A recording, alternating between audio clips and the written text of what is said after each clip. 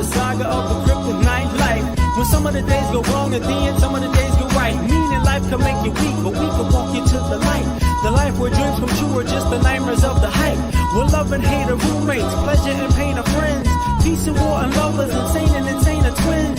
Cause I want it all and nothing ain't enough for me. And all I need is love, but why y'all all up under me? Plus I would like to see every single lady's sex face. At the same time, man, I'm looking for my soulmate. I feel so religious, spirits living up above. But I gotta admit, I want my chariot with doves. And I could be your Superman and I could set you free. But honestly, I need the cash and I'm charging a fee. For my cigarettes and water, my fruit juice and my alcohol, my salads and my pork chops. I got high cholesterol. Lois said she loved me, then she hit me up for child support. Lex baby mama ain't gon' never take his ass to court. Got me in this nightclub, trying to get my mind right. When she bent over, I was looking at my whole life. So once upon a time on a planet called Earth, a man dug in his pockets just to see what he was worth. Well, rabbit is with more than Eric B. and Rakim. Then the infinite power that he was holding within got him kinda confused, obligated, misused. Got in front of a microphone a couple times and he spewed his whole guts. Some of the things he loved and some of the things he lost. Some of the funky hate, some of the funky trust. And thus mixtape became an album. Your first installment has started. You're welcome.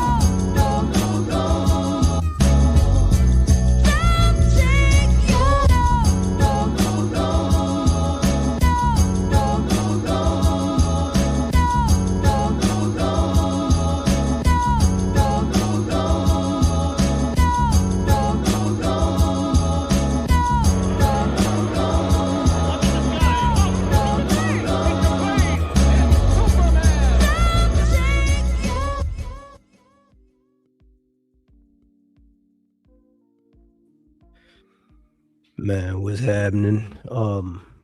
I got the flu. So, yes, I sound like I'm on the old Chronic album. This is W Balls, DJ Easy. Now, anyway, I watched the Tyler Perry movie. Was it Joe's College Trip, right? And I'm not really.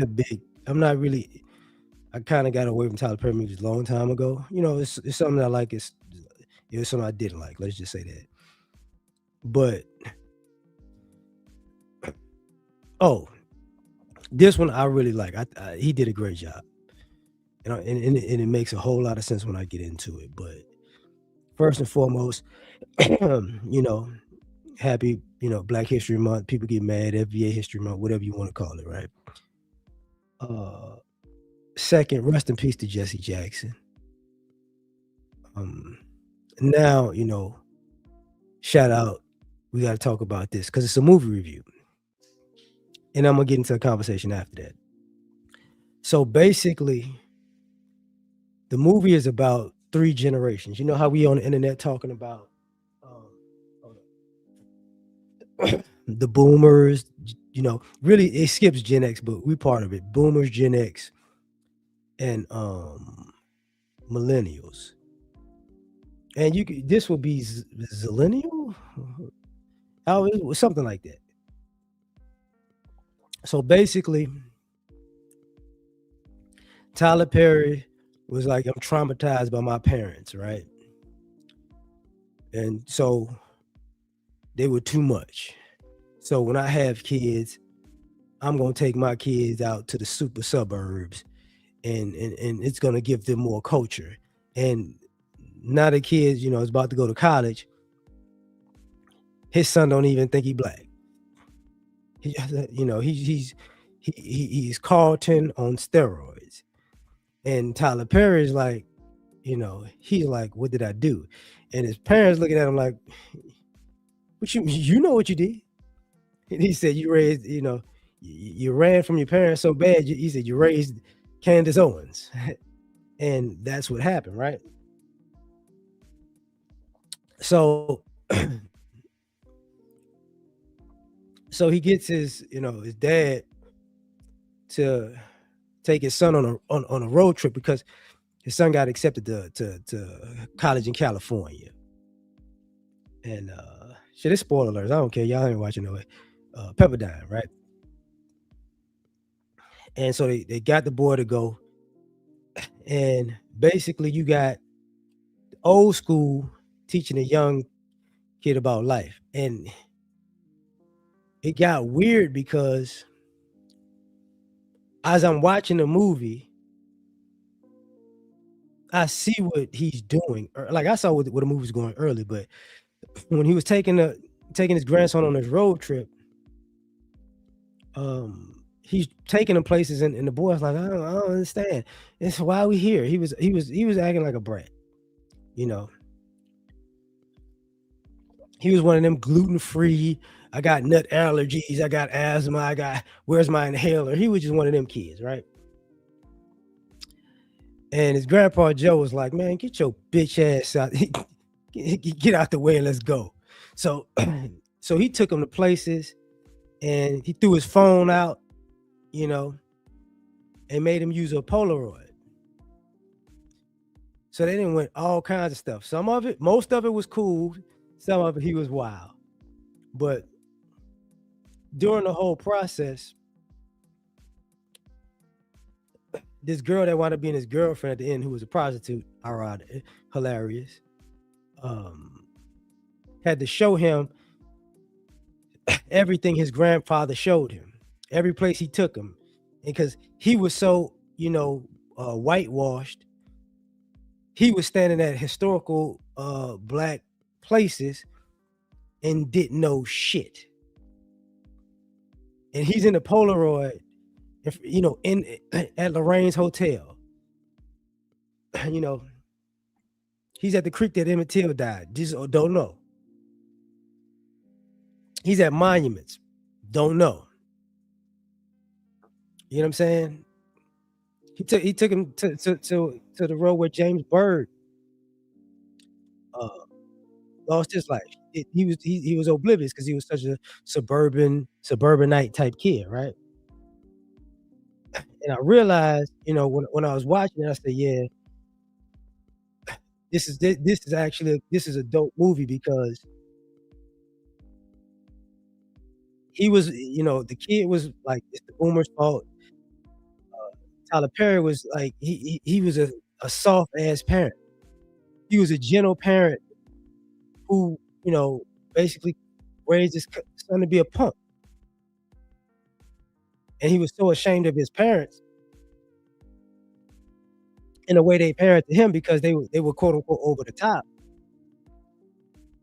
And he wanted an apology, like, y'all were wild, you did this, you did that.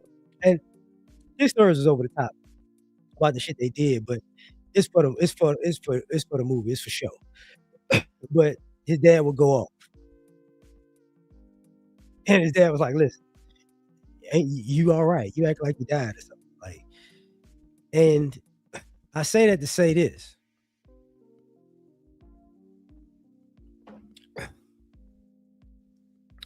If we don't get back, let me pass. By the end of the movie, the son was like, let me go on and do things a different way. So and the dad was still trying to, Tyler Perry as the dad, still trying to hold on, like, it's my little baby. And he like, man, if you don't get the hell on, I'm grown. Excuse me.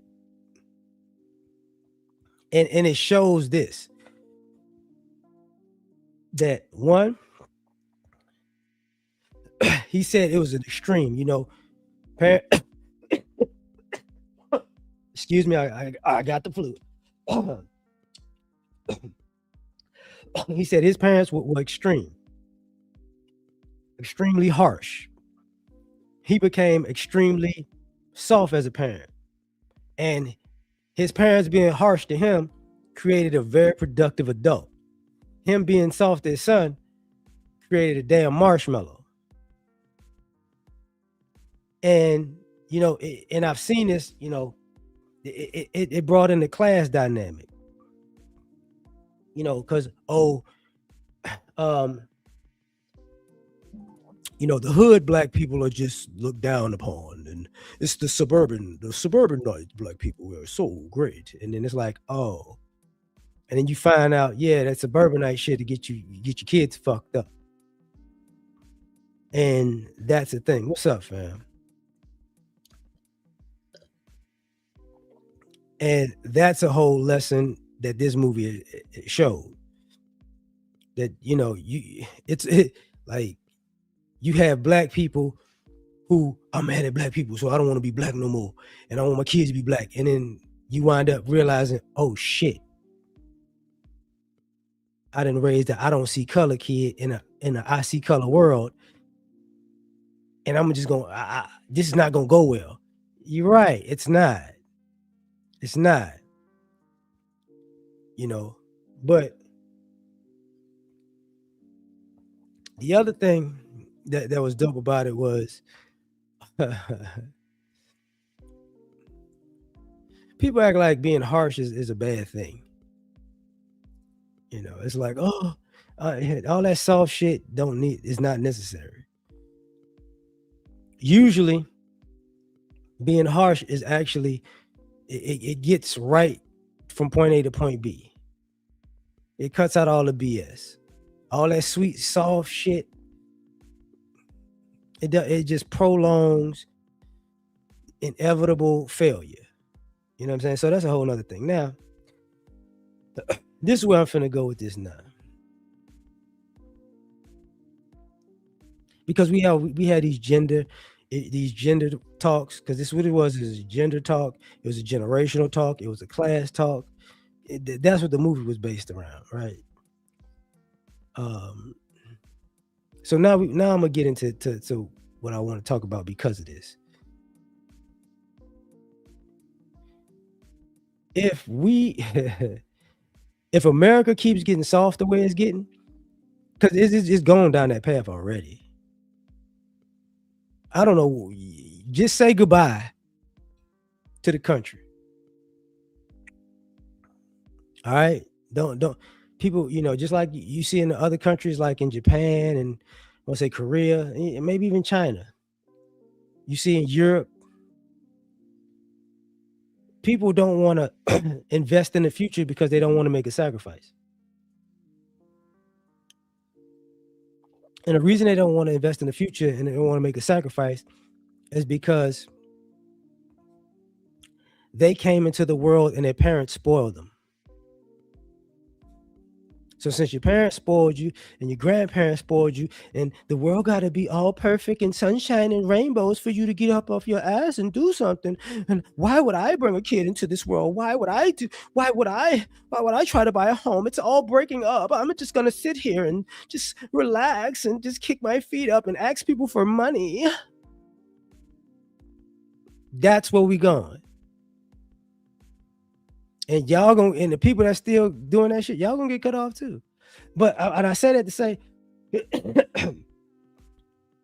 because society didn't got so soft, there, if you think society is going downhill and it's getting soft at the same time, and even I saw the video, I did a video about that with the guys sitting at the table, all the guys, the ones that went off on Clifton Powell, the down with the patriarchy type guys. These soft people is not gonna fix the world where it's going. I hate to tell y'all this, but I really don't hate to tell y'all this, but people see where this is headed. And why Tyler Perry's movie was dope was because you see and he played that look was great, because the look of a parent looking at their children and being like, I fucked them up and they not ready for the real world. This is not good. That's a normal thing going on in society. And I'm not saying that, people in the past didn't say, hey man, I might have messed up this kid. A lot of people messed up their kids back in the day, but they were prepared for the fucking world though. And this is where I get into this conversation with people about their dumbass trauma, because a lot of folks nowadays, you swear you got trauma, but you just bitching. It's just bitch trauma. You didn't get enough Pop Tarts, so you feel neglected. You know, they told you to go to sleep on your bedtime, and you wanted to watch TV, and they took your TV, so you felt something was wrong with the world, type shit. They took your video game system, and you fucking crashed out. That's the trauma. No, it's not trauma. It's fucking discipline. So many of y'all have been traumatized by life. By the time it's time for y'all to live life, y'all don't know what to do. And I got to get into it. Sick or not, this I guess I'm about to be in my Michael Jordan flu game shit. That's why a lot of y'all niggas always smoking dope. Cause y'all got anxiety from growing the fuck up. That's what that's about. Truth be told, that's why y'all potheads all. That's why y'all smoke weed all the fucking time. Because you niggas is traumatized about being an adult. So rather than handling your business, I gotta get high to pay the light bill. I gotta get high to go to work. Oh, I gotta get high to be grown. Get the fuck out of here. The stress of not being a child is killing me. Man, shut the fuck up. That's what this is. Because there comes a point where, you know, in the near future, you're going to see, you know, people were prepared for a fashion show. They weren't prepared for fucking life.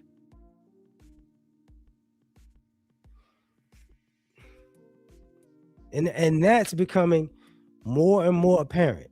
And the reason why I say people prepare for a fashion show, and I'm connecting to this movie, is because there were a lot of black folks who was from the hood, who quote unquote did good, and their kids, no. Now I know some people who from the hood, and they kids are fucking dope, like dope. But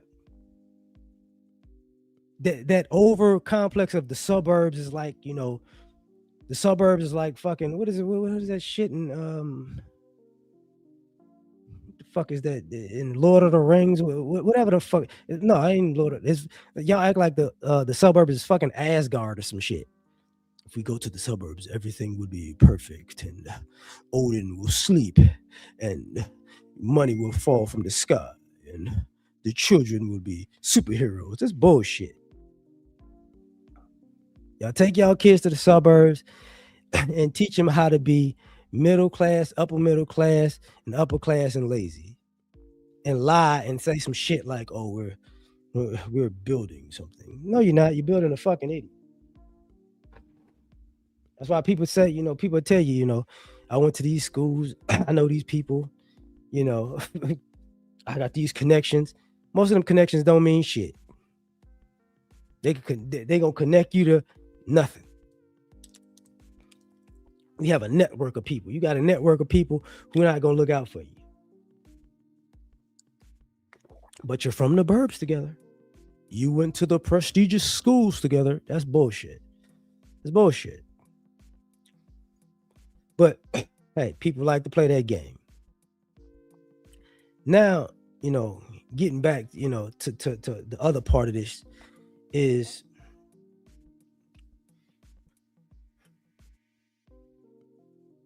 which generation is because we which generation is wrong or the worst. Man, listen.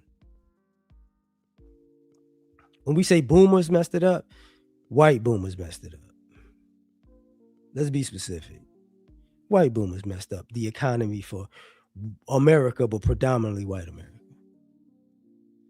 When people are talking about the financial part, black boomers, la la land, la la land, you know,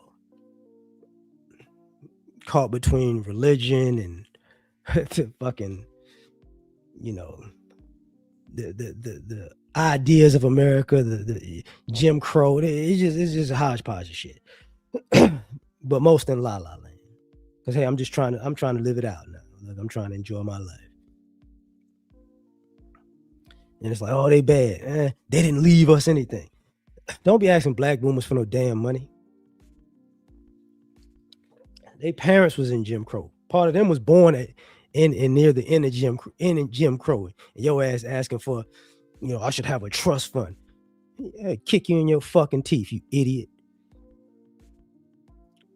They should have built me a $10 million inheritance while I was out in school averaging C's and partying and not doing a fucking thing with my life and going to college and fucking up and then became an adult and kept asking for favors and I need a car and I need this and I need that and I kept fucking up. But when you die, you owe me $10 million. Shut the fuck up.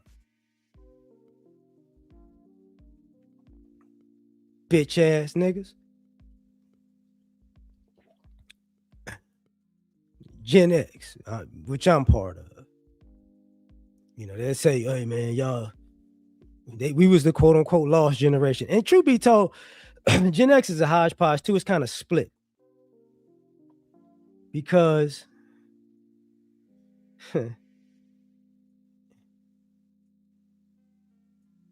we don't know how to relate to none of y'all. Like half of Gen X don't know how to relate to the other half of Gen X or the boomers or the millennials. I can tell you that right now. We don't know what the fuck wrong with none of y'all. Because I'm going to tell you what this is. We don't care no more. And the reason why we don't care is the older people that are boomers are, we've looked past them. Because like I said, a lot of people in Gen X weren't raised by their parents, they were raised by their grandparents. So we're not like our parents, we're like our grandparents. And when we look at millennials, we realize it's two things. Since we're more like our grandparents, instead of being the people that would be y'all parents and grandparents, half of us in Gen X did what Tyler Perry did in this movie and turned into a straight bitch as a parent. I'm not going to do what my parents they did to me because they fucked me up. That was bitch shit. But the other half that was on that, like, no, this is how my grandparents put it down. This is how I'm going to put it down. You had half of the people who were like, you're not going to do that to my baby. See, that's part of the whole breaking up of the family in a single household. Y'all thought it was just, the government giving women money. No. It was a parenting thing. Because there were a lot of people who ran from that harsh parenting and created a parenting divide. And that's why you see so many parents nowadays who looking out at their kids like, oh, I don't know what I did.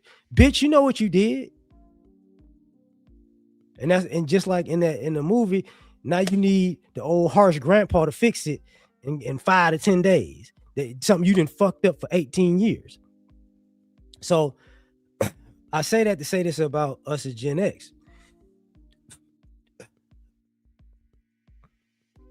We don't care because we don't think y'all want to fix this shit. Because to fix it, it takes a whole lot of effort.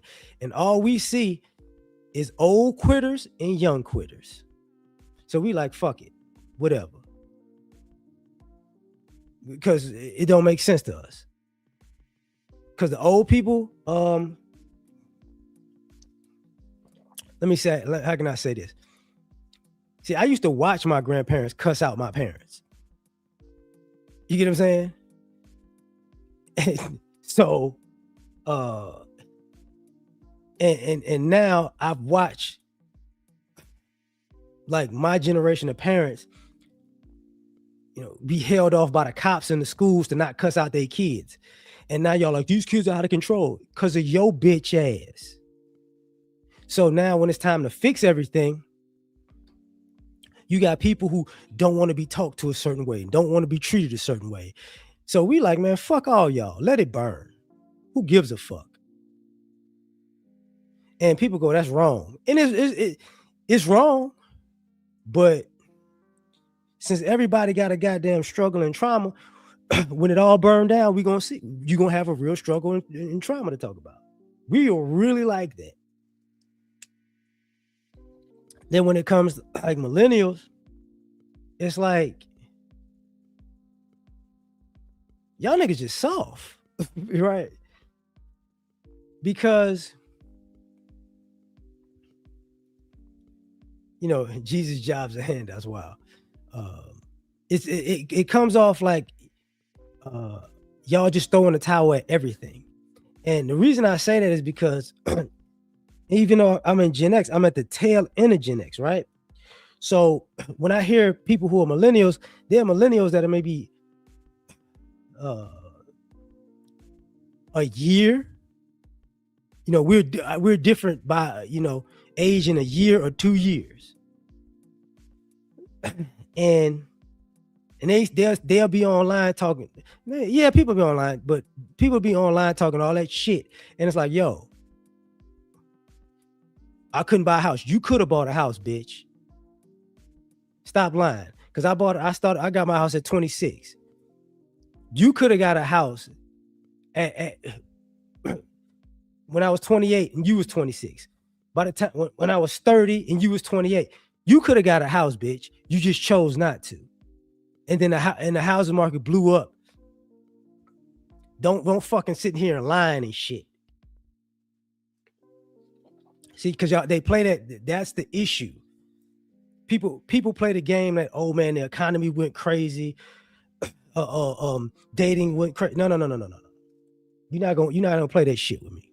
Not a person like me, because I can tell you the truth. The truth is, anybody 40 and up,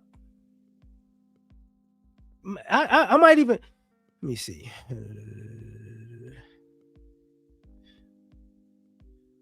I might even say 37 and up. That's a millennial. You fucking lying. You were there when the clubs were still fun and people were still interacting, but it was going downhill. You were there when the houses were still affordable, and you can have a good entry level job. You were there. Y'all were out. You were still out here partying. You were still out here traveling. Y'all were still out here kicking it. But you know what happened? Your parents. Y'all were so dependent on your fucking parents half of the time that you were so comfortable you didn't take that step out. You didn't take that step out and go, let me go ahead and do something. Because truth be told, so I'm 46. I could go actually down to 36 because I know people who are 36. The youngest millennials, they 30 now, but the oldest is like 45. You know what I'm saying? The oldest is like 45. You got people who are 45 telling you, I'm as a millennial, this shit's all fucked up. No, they just chose not to go that route. That's the truth. They just chose not to go that route. They said, I'm gonna be young. I'm gonna travel here. I'm gonna go here. I'm gonna do this. I'm gonna do that. I'm gonna do this instead of buy a fucking house. Ask the ones that's 45, 44, 43, 42, 41, 40. What the fuck was they doing? They can't tell you. And then you got what's after the zillennials. The internet got them so fucked up that even the schools just realized we fucked these kids up. We let these kids be on these smartphones, and now we got a generation of fucking idiots. You know, who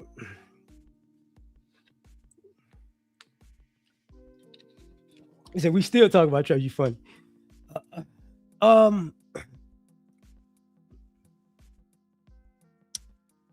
work with black men who work never materialized and missed out on opportunities. Listen, there are far more black men who, who work never materialized and they made something else happen. That's the truth. That's the God's honest truth. Does that happen where people put in all the work and shit don't happen? Yeah, that's true. But at the end of the day, there are far more brothers who, well, that didn't work. I got to go over here. I'm gonna try this. So what happens, in this whole scenario now is just people out here tripping.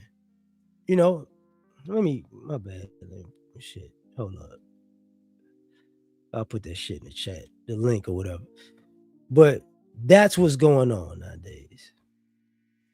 Because I'm at a point, and I've said it before because I made videos when I'm sick. When I'm sick, I ain't got the patience to be coddling nobody. But now, like that's the generational thing is all messed up. Then you got the class issue, and here's the class issue that's hilarious to me. I was telling my wife this earlier. A lot of people have a class issue, and you ain't even got no fucking money. You grew up in a family, they gave you a certain lifestyle, and now you adult, you were starting to become an adult and act like you better than people because of the class of your fucking parents, but you ain't in that class. That's and as the economy keeps going down and people are losing jobs and people aren't making as much money, you see that shit. That's why you see these dumbass hoes online begging, I'm accustomed to this and I'm accustomed to that. You accustomed to getting free shit. You don't work for nothing. You see, and you see how people online all the time. I got Balenciaga. Nigga, Balenciaga don't make you feel no fucking important. I got Louis V. Who gives a fuck? There's gonna come a point when people tell you, nigga, you spent $5,000 on a sweater. A fucking sweater. You spent $800 on a shirt. And a lot of times I gotta get this class issue comes from, insecure ass parents who was, I was in the hood and I couldn't be fly as a kid. So now I bought my children all the fly as gear, and now you gave a goddamn child a shopping habit because stuff make you feel important. And then they become an adult. And that's why you see all these young, kids who become adults are so fucking materialistic. Because my mama bought me these and my dad bought me these and da da da da da. Thomas, I got you, fam. Hold up. Put a hold on. You can hear me now? Yeah, can you hear me? Yeah. Okay, I just want to check if my mic is clear first. What's good? Man, this feeling, man, I'm hearing what you're saying, and oh shoot, okay, so I think you were just mentioning about yeah, lost my train of thought, but you were just going on about the different generations, and I just feel like when it comes to like my generation specifically, because I consider myself a zillennial between the two generations. I just think with my generation, it's just I just feel like that we feel like we're right, and we're just more just we have that sense of arrogance just to say like anything you say is just wrong, and what we say like it's just law. What, okay, what do y'all think y'all right about? Shoot. I would say like when it comes to I would say the economy in general, like I say we like to blame the boomers, which I believe the boomers have a great portion into that. But I feel like we just constantly just make decisions. I would say like we don't put that much thought into it. Like when I say thought, okay, like for me, I would say like it would be okay. I would say a career in finance. I feel like we're pivoting to an angle where a lot of people want to just like, for example, try the streaming stuff, which it could be profitable, but I just feel like we're not really trying to really offer something that's really valuable. I just think like people just see like, okay, people are offering membership, Patreon, and they just feel like they can really offer something without offering real value. Okay, okay, okay. From somebody from my perspective, what I see, I get what you're saying. We look at because it ain't just generation. Sometimes it's age groups. Okay, yeah, yeah. We look at y'all as, so let me get this right. Y'all y'all the children that received the most in our lifetime. Y'all the children that had the went to the quote unquote best schools. Y'all had the the better neighborhoods, the better opportunities. And it's like, oh, what happened was we spent too much money on y'all ass, and now y'all just materialistic and lazy. Okay, you can say that. Yeah, yeah, yeah. Well, You you get can what say I'm that saying? because, yeah, because I think that we just kind of just expect certain things to become easy. Because I remember one time you mentioned like how parents could work 2 to 3 jobs to make it through, but I see kids these days feel like they should be owed the world and have some sort of lifestyle just with this one job making 40 hours a week. I just feel like they feel like certain purchases should just cut, like certain things in life should just kind of come easy. Like say, okay, I'm working this job. I should be owed the work. I should have like a manager position within 2 to 3 years. When it just doesn't play out that way in real life. Hmm. Let me say it this. Let me tell you this part. That existed when I was in college, but the Okay. response was a resounding, "Shut your dumb young ass up." How you gonna make more money than somebody who been here 10, 15, 20 years doing shit? You just showed up. You don't even know how to get in the fucking building. That's how the response would be. You get what I'm saying? Yeah. The only person who got $100,000 an year job out of college was Chelsea Clinton. You said with that last name, I'm kind of feeling like it wasn't really that earned. That was Bill Clinton's daughter. After Oh, he see, after he was after he ended his presidency. That's the best you gonna get.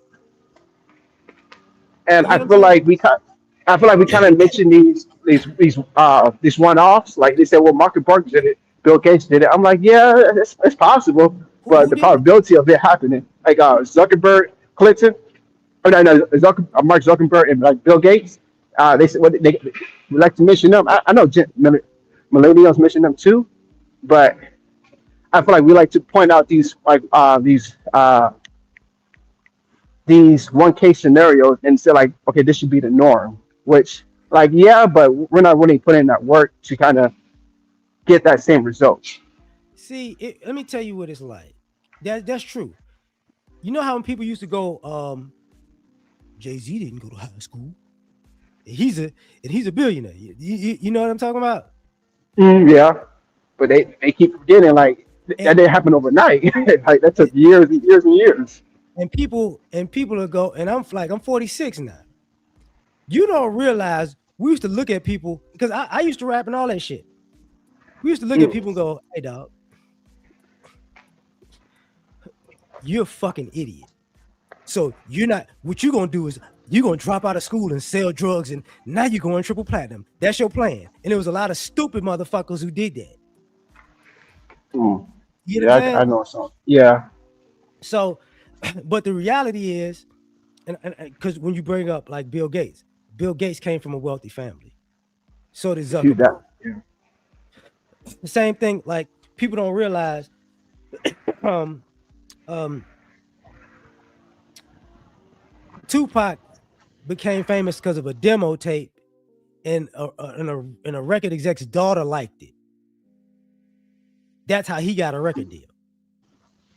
I didn't even know that. It was out of his control. You get what I'm saying? So some people some people got breaks in life, but the concept of everybody is entitled to getting their break in life, that's what we look at as crazy. You know what I'm Yeah, saying? I can understand. That's part of the generational thing. It's like generational thing. It's like, yo, why do you assume? And I'm gonna say something. Okay, I never picked cotton, right? Hmm. Because I went to Chicago, so there was no cotton and all that. But but there were people my age, who are my age now, pick cotton, pick oranges, crocus sacks, all the shit y'all talking about, like the immigrants doing. We were doing that shit too as Gen X, as kids Oh, in okay. fields. You know, there were people like that. I'm not gonna say like everybody because it wasn't everybody, but that shit was people were still doing shit like that to make money. You get what I'm saying? Yeah, yeah. Just to bring home some extra cash for the family or put money in their pocket. So what happens is when we look like generation to generation, um, we're looking at like, yo, y'all don't really work. Like we look at y'all like y'all like y'all never walked to school with like 20 pounds of books in a backpack. Shit, you ain't lying there. You know, I remember like taking 3 buses to get just to get to a special school. But right. then like I got some kids who parents just bought them a car, and now I just see things in life like, well, you never really had like really like inconveniences in your life where you can say, okay, it is what it is. Let me just go on with it instead of you complaining and you trying to find a way out by using one of your other resources. So yeah, I get what you're saying there. That and for us it's like yo like you're not really gonna make it as an adult. That's how we look at like, oh, you're not gonna make it. Because it's like, yo, at some point you gotta suffer. At some point you gotta sacrifice. And we looking Mm. at people like, yo, you know, um, when you turn 18, that was the beginning of suffering and sacrifice. See, like we got out of the house and we was broke. You know what I'm saying? We went from eating good, Yeah. like it was like what we think is normal. People now think is abusive. Like Yeah. we go, okay, like I my, you know, how can I say this? We had good home cooked meals, and we was like, yeah, cool. And we went to college, broke food, Yeah. sandwiches, twin size beds. You get what I'm saying? Exactly. Yeah. So just we went from being all right to bumming it up to slowly trying to, building a life. And it's like that's the normal thing. And it's like now it's like, oh, people go, oh, you know, I hate to do that, but because what I'm saying is an definite exaggeration. But you kids now, you're growing up in Bel Air, like I should own a mansion when I graduate high school. I should have the new Hellcat. Yeah, no, I get what you're saying It's because like no, I remember as a youngin, like my mom would cook chicken, and I would say, no, I don't want that chicken. So I was starved. I didn't have the option to say, I'm just going to Uber Eats. I'm going to play this game and win some cash, and then they would order me some takeout. I didn't have that option, so it was just like I eat what was served to me, or I would just starve. Like right. I would just say, like there isn't that much. I would say I don't want to wish suffer upon people, but it's just like the little inconvenience in their life, and then they're ready to have a panic attack. And I'm just like, that's not a real issue. You're gonna survive. You're gonna be just fine. But then you want to post online about how hard it is, how the abusive your parents could be. I'm like, no, that's not really abusive. I see that as they're just they're just showing you like, well, if you don't want to take my food that I paid for, then don't eat at all. But then they can say, you know what, I'm just gonna call my friend, or I have this guy who likes me, and he'll send me cash or send me food. And I just think like it's just certain things that I see what it can be with any generation, but I see what my demographic of people that I'm around. It's just that they're not willing to suffer or they're not willing to handle inconveniences in their life. If it's inconvenience, that then they're gonna put a burden on somebody else to fit that need. and that's like, okay, that's what I talk about the parenting thing. Don't get it twisted. Part of that is a huge part of that is a parenting issue. Mm. You know, Yeah, I agree. parents, Yeah. we created kids entitlement, and that entitlement manifested into all of this selfishness. So that's Mm. what, to me, I don't like when people say, hey man, like we're not having kids because of the economy. It's like, no, nigga, y'all not having kids because y'all selfish. Yeah, I saw that. I'm like, Don't yeah. don't lie to me. What up, game changer? Like, don't lie and tell me, oh, don't tell me life is too hard or the economy too, because I like people like me can't, it doesn't resonate with us because y'all lives have been on easy mode. Y'all Mm. don't actually know hard. And you don't, you know what I'm saying? And I'm saying you don't have to be a parent to, to know how hard life can be. That's not what I'm saying in that sense. But what I am saying is, like, parenting wise, a lot Well, of, my bad. Go ahead. I'm just thinking like, if somebody work overtime, like just work like 50 hours a week, they don't want to have like all that income go towards their kid. They want to kind of splurge on themselves and say, you know what, I earned it, I earned this, let me go splurge on myself. When you have responsibilities and goes to a kid, they don't want to do that. They just want to say, no, I want to splurge on myself. I want to go travel or I want to go out to drink. They just it's just like there's a lack of like wanting to sacrifice with that. Like even with myself, but I told myself, like when I have kids, I'm like, my life is over because it goes down to the kids. But until then, I'm not just like this effing around. Or like I'm trying to do something. But these people, like, I don't say these people, but I think when people are just put into a situation, um, they kind of accept how it is, but they still have that selfish intent within them, and then that kind of trickles down to the kids' behavior. Because I see how parents raise their kids, and I gotta tell them like the parents like, no, you kids are bad, and the kids hit me because I know the kid understands. I'm like, no, your kid is bad. He need his ass whooped. And I actually had an incident where I told somebody, no, that kid is bad. You're not disciplining him. And I told him once he turned 18, we gonna fight. And ever since then, that kid, at least in front of me, knows how to behave because these kids know. It's just that they know who to act right in front of them, but I, it's sad that it kind of trickles down, like get the parents' bad behavior, and then it trickles down to the kid. But at the end of the day, that kid knows like what he or she is doing is wrong. Yeah, you know what? I realized I was raised in a time, and I'm part of a generation that we were taught you can do this and that and that and that. It was no, I just got to do this. You get what I'm saying? Hmm. So we really don't have the concept of, okay, like when you're talking about streaming, it's like, you know what? I'm gonna just stream. We don't believe that. We go, listen, I'm gonna work. I do the streaming shit later. I take, I gotta do the parent shit. I could do all of this. You just designate it with time. Yeah, exactly. So Yeah. we don't look at it that way. Like we look at it like that. So when people go, I just do this, we look at you like you retarded. Cause like, fuck you mean? Like, because it's not like if you say, okay, man, I make enough money, that's all I gotta do, we absolutely get it. But when people go, yo, what did you like? You mean to tell me you do this and that's it? And it doesn't take care of you? You out of your mind. Yeah.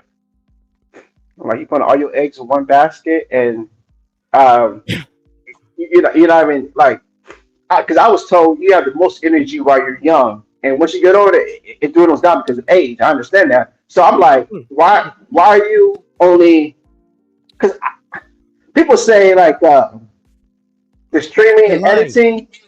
Yeah, yeah, exactly. Because I do this stuff too, and like, yeah, like, because for me, like, I'm working a minimum 60 hours a week, and right now I'm in the peak season of like taxing, so I don't have that much time. But I'm like, no, you guys are lying because I'm seeing your editing work. I'm seeing what you guys do. You until I actually done it myself, I'm like, yeah, you guys are lying. And they love shit like, yeah, I'm working hard. I'm putting all this work and hours. I'm putting out. I'm like, no, you're not. I see the work you've done. It's sloppy. You can't even fix your mic. Like, what's up with this? Like, Because you don't. it's just, Let me say this. Okay, like using the social media thing, right? If you really want to be successful in social media, you know what to do. mm, Truth be told, because all you have to do is appeal to an audience's dog whistle. mm, You know what I'm saying? yeah, And if I want to appeal to white people, hi, black people are losing their minds. That's all you got to do.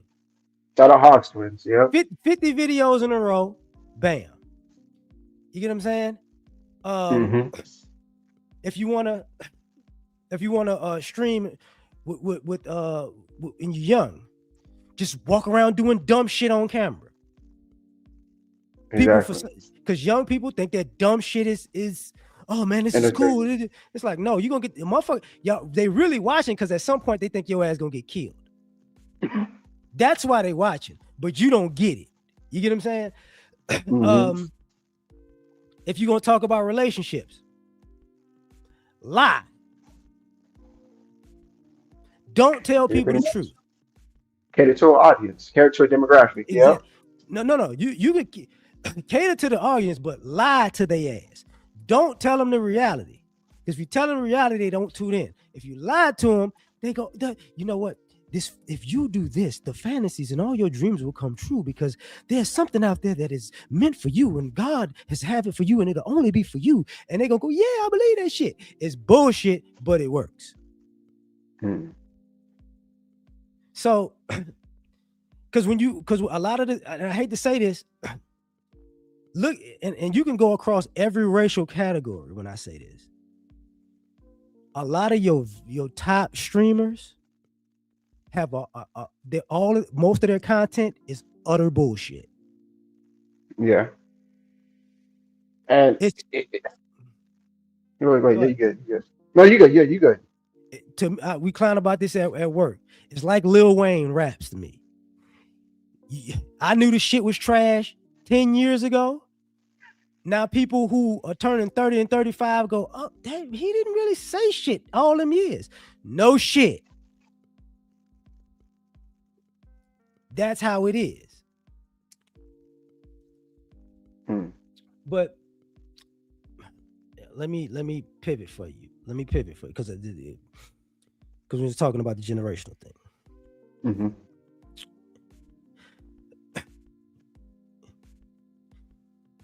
If you younger adults don't grow up fast,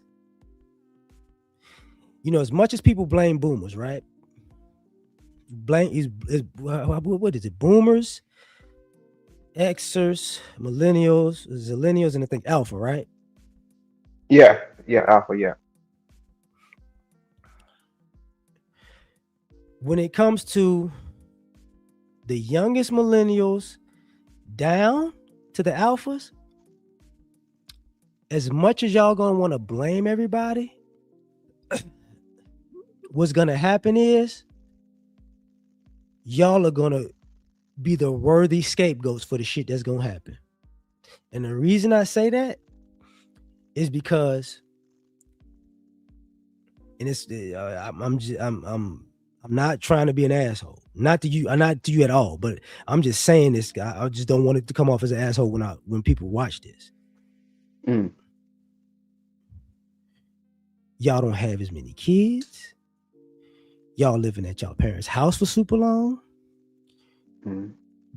Y'all was buying fucking luxury cars when you should have been saving your money and stayed in your fucking parents' houses. Y'all been on drugs. Y'all been traveling. Y'all been partying, and the whole time been saying, well, you know, people owe you something. Mm. The bill gonna come due, and y'all think y'all gonna run a therapy, and that shit is not gonna be what's up. People gonna look at y'all like y'all out of y'all fucking mind. Hold up, game changing the thing. So let me just add him real quick. Mm-hmm. Okay. You good, you good. I just had to add him. Okay, yeah, but you ain't lying because oh my god, I'm not sure because I seen I seen our finances and we say that we don't have enough, but we really do. We're just it's just those microtransactions, the convenience of life that we spend our money on, and people just don't realize that those stuff add up. There's just one popular, well, popular in this area in the segment of YouTube. It's like a Jewish guy who does like financial audits of people, and Yeah, I'm you thinking talking like about Kate, the fat like dude with the glasses. yeah. So people in the comments are teasing the guests. But I'm like, this is you people. Like you're teasing this person, but that's you. Like you talking about, oh, why do you take out that loan? Like you took out a similar loan just for a different asset, a depreciable asset. You took out a loan for clothes. You guys like to make fun of people, but you never like to look yourself in the mirror because then it'll make you feel bad. But you want to blame this stuff like, no, it's the economy. No, it's just your spending habits, and you don't know how to manage your money. Because if you make $20 an hour, and if you live at home, so you basically don't have no bills. But let's say we give you like a $500 overhead, you could in 3 years you could put a big down payment on the house. But like you said, a lot of us like they say alcohol has gone down, but I'm pretty sure the drug use has went up crazy. Like I know a lot of people vaping, smoking. Like yeah, like alcohol went down, but other stuff went up, and it's just really our spending, and we're just and no one really wants to just look in the mirror and say, well, actually, let me look at my finance because I would say 99% of people, because even people in the government, don't have a budget. No one likes to look at their finance and say, okay, where's my money actually going? Because if you look at that, okay, that small cane you picked at the store, that drink you picked up, like that Dutch Bros coffee you picked up, you pick up some alcohol, you pay for parking here because you want to go to this club or this bar. It all adds up, but no one really wants to say, okay, let me just chill and not spend my money and know where my money is going because the fact that there is I remember I was like in 2015 I was graduating from high school. I saw an 84 months like term limit for a car. I'm like 84 months. I'm like, how is this normal? Like you guys say you guys just keep pushing the months down just so you can afford that monthly payment, just so you can afford your extravagant quote unquote extravagant lifestyle.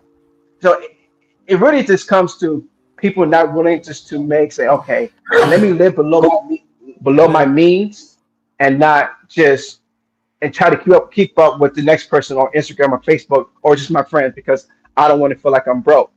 Like it's funny every time I go out with friends, like why are we talking about why is there so much discussion about the bill? Like why is this such a like a hard stopper in the conversation? I'm like, it should be very simple. Okay, I pay for this. I'll pay for my portion, or just cash up everybody your portion and you pay it. But it's always a big deal at the end. I'm like, why did you want to go out if you can't afford this? I'm So yeah, that's I'm gonna answer that, and then I'm gonna just give it the game changer after that. mm, The reason why that is because y'all not living out on your own. Because most of them transactions stop when you the one that got to pay rent on the first. mm, That's why. yes, Game changer. What's up, man? Hey, what's going on? What's happening? So yeah, very interesting conversation, brother. And I'm always good to catch you live. I'm always happy to catch you live. I Appreciate you. agree with a lot of what the two of you were saying, but in the middle, I do want to say this: there is a lot that we can learn from the mistakes of previous generations. One of the major mistakes that if I ever, you know, were to raise my own kids, is we as Black people, we have this thing against passing down wealth and advantages to kids. We are so hyper focused on not spoiling our kids that we eliminate the opportunities for our kids to actually have an advantage over other cultures who give their children advantage. When you think about the truly powerful people in this country, like our president now, his father put him in that position. In fact, Barack Obama is the only president in my lifetime that wasn't really the case, where they didn't get a leg up from the previous generation. I really think that we need to change our way of thinking in that regard, because what happens is it's kind of like running in a relay race, except your team don't relay, your team don't pass the baton. They just start from the beginning every generation. The We thing can't. about that is my Okay. bad, bro. My bad. No, you got it. The thing about that is spoiled kids become spoiled adults. True. And it's nothing wrong with helping kids. You're supposed to help your kids and get them to a place where they're off and running on their own. But we've misconstrued. We've made spoiling kids synonymous with raising kids. The vast majority of spoiled kids are not productive adults. And like even the example you use, you got to become the president and give your kids jobs, because in all honesty, you don't think they'll make it on their own. And I hate to do that with him, with the president right now. But remember, he's the same kid you're talking about.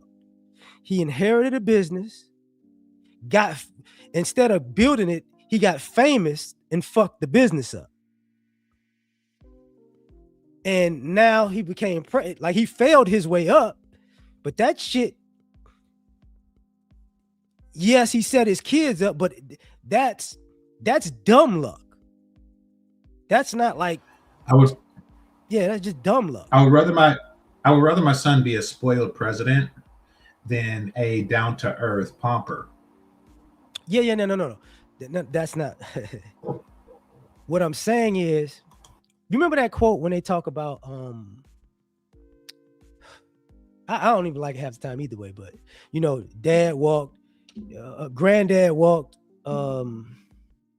dad had granddad walked, dad had a car, son had a luxury car, grandson's walking. You know what I'm talking about? I remember hearing something like that. I always disagree with that. I feel that great grandson should be flying, and great grandson should be astronauting around the universe. And the problem with that is you spoiled them. I don't care. So no. Once again, I would rather have a spoiled astronaut than No. Then okay, he won't become an astronaut. The reason I'm saying this is because what usually happens when you I hate to say it this way. Give me 1 second to say this properly.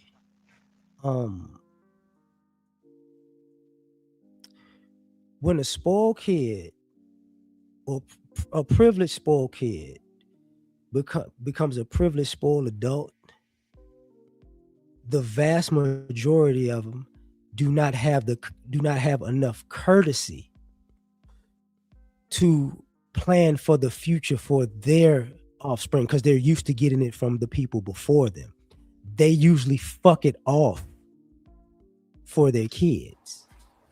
When I hear about like these people, these Heinz ketchup heirs and heiress, and all that goes back since the founding of America, I don't really see it happening in that way. I mean, like the staple of European society is just your father's a king, you're a prince, then you become king, and your son, and that happens for as many generations as possible.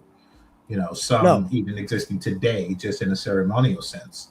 So I don't, and it works. I mean, that's how that works. You take your privilege, you build it, and then you pass it on to the next generation. I get what you're saying, but the interesting thing about what you're talking about is that European thing. There are far more Maria Antoinettes than actual success stories. It's just because people are white.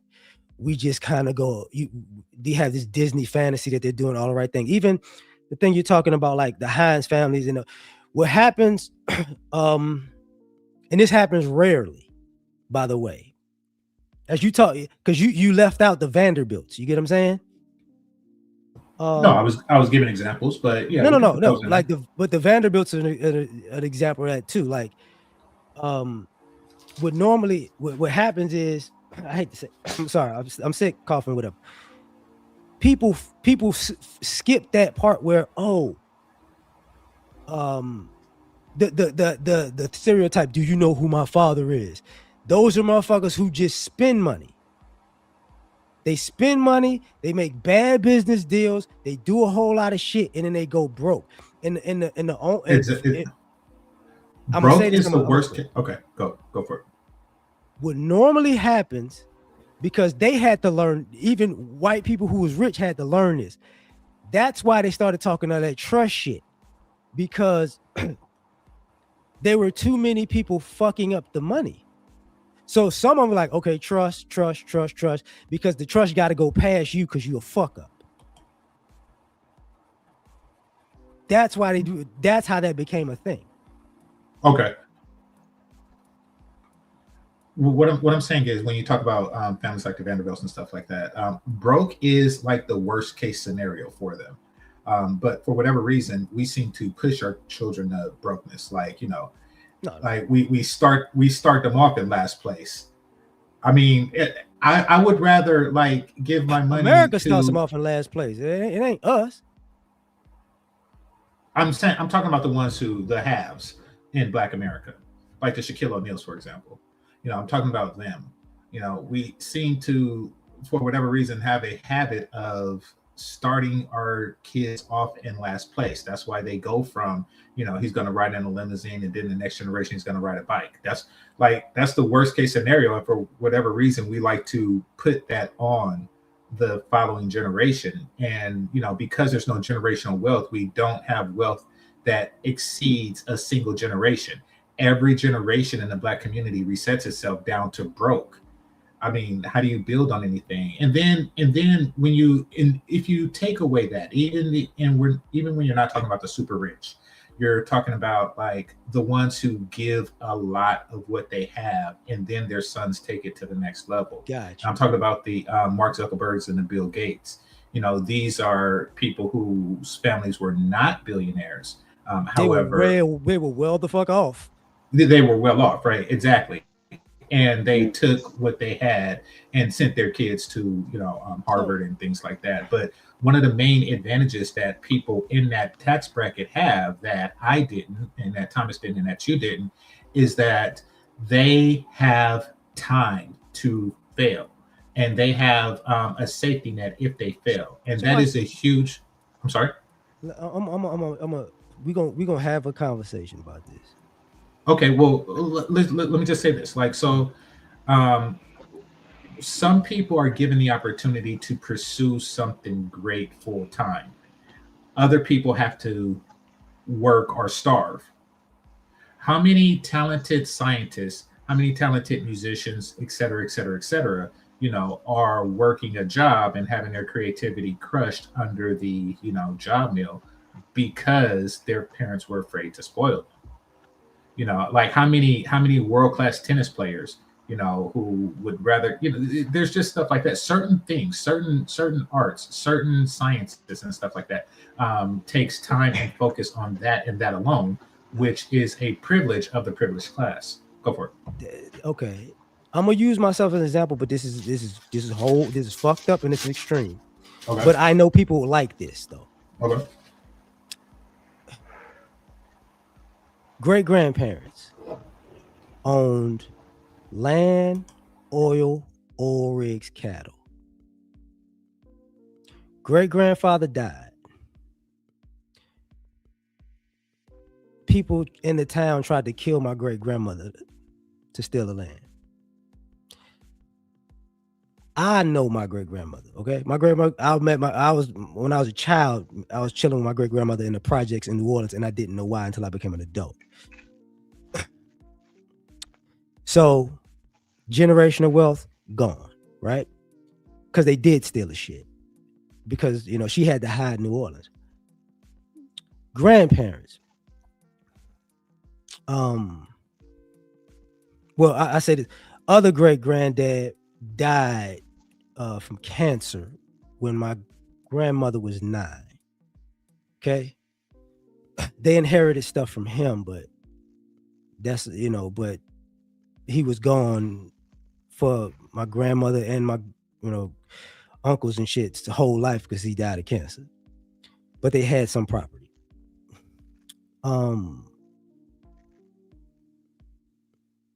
Other grandfather. How can I say this? War vet, bought property, but it was still Jim Crow tech, Jim Crow rules and Jim Crow rules. Bought a home, but because he was black, he couldn't buy the home just because he was black, and even though he was a vet. So he had to pay like a white guy. And of course, when he paid off the house, the white guy stole the house. So parents generation, that's where they start from. You get what I'm saying? And because I'm from the South, this is not a story that's an anomaly. It's pretty much a norm because I had, had a uncle when I lived in Chicago. When we moved to Chicago, he was there because Jim Crow, some white dude tried to fuck with him. He beat his ass. And he had to leave town before they lynched him. That's how, I have family in different cities because of shit like that. He wasn't the only one. So a lot of times when it comes to the generational wealth part, we got to actually start where it actually starts. And it doesn't necessarily start in, the 40s, 50s, and 60s. The shit probably starting like 86. So it's not as people are looking for we need to be like the Rockefellers, nigga. It's not shit. People just start like if you Thomas, I don't know if you saw this, but there's a Netflix thing because I was talking about a Tyler Perry movie. There's a Netflix special on Eddie Murphy. If you watch that Netflix special on Eddie Murphy, he talks about how Eddie Murphy was actually the first black star, box office star in American history. Yeah, I believe it. Yeah, just based on his impression in SNL, what I hear regarding his presence there, like he was like one of the, you can say, first of his kind to do what he do. But I don't think there were like any popular black comedians in SNL. I think Kenan Thompson. There were. That was America. The movies he got famous in, they were throwaway movies. Other people were supposed to star in them and they didn't want to. It wasn't on purpose. It happened by accident. When it comes to the boom of quote unquote just black America, that's why it was only really the 80s that you started really seeing black people make money. It was the 80s. So what I'm saying is, if you're a black person who made your money in the 80s, and you want the next generation to make their monies in the 2000s and then the following generation in the 2020s, you should pass something down in order to ensure that to happen. I understand that we have a very tragic history and tumultuous history that's different than any other. However, we can still build each generation to be greater than the other. That's what I'm saying. I'm not saying that it's going to be 100% successful. I'm not saying that you won't have a bunch of Neros and what did you say? What's the French woman name? Marie Antoinette's.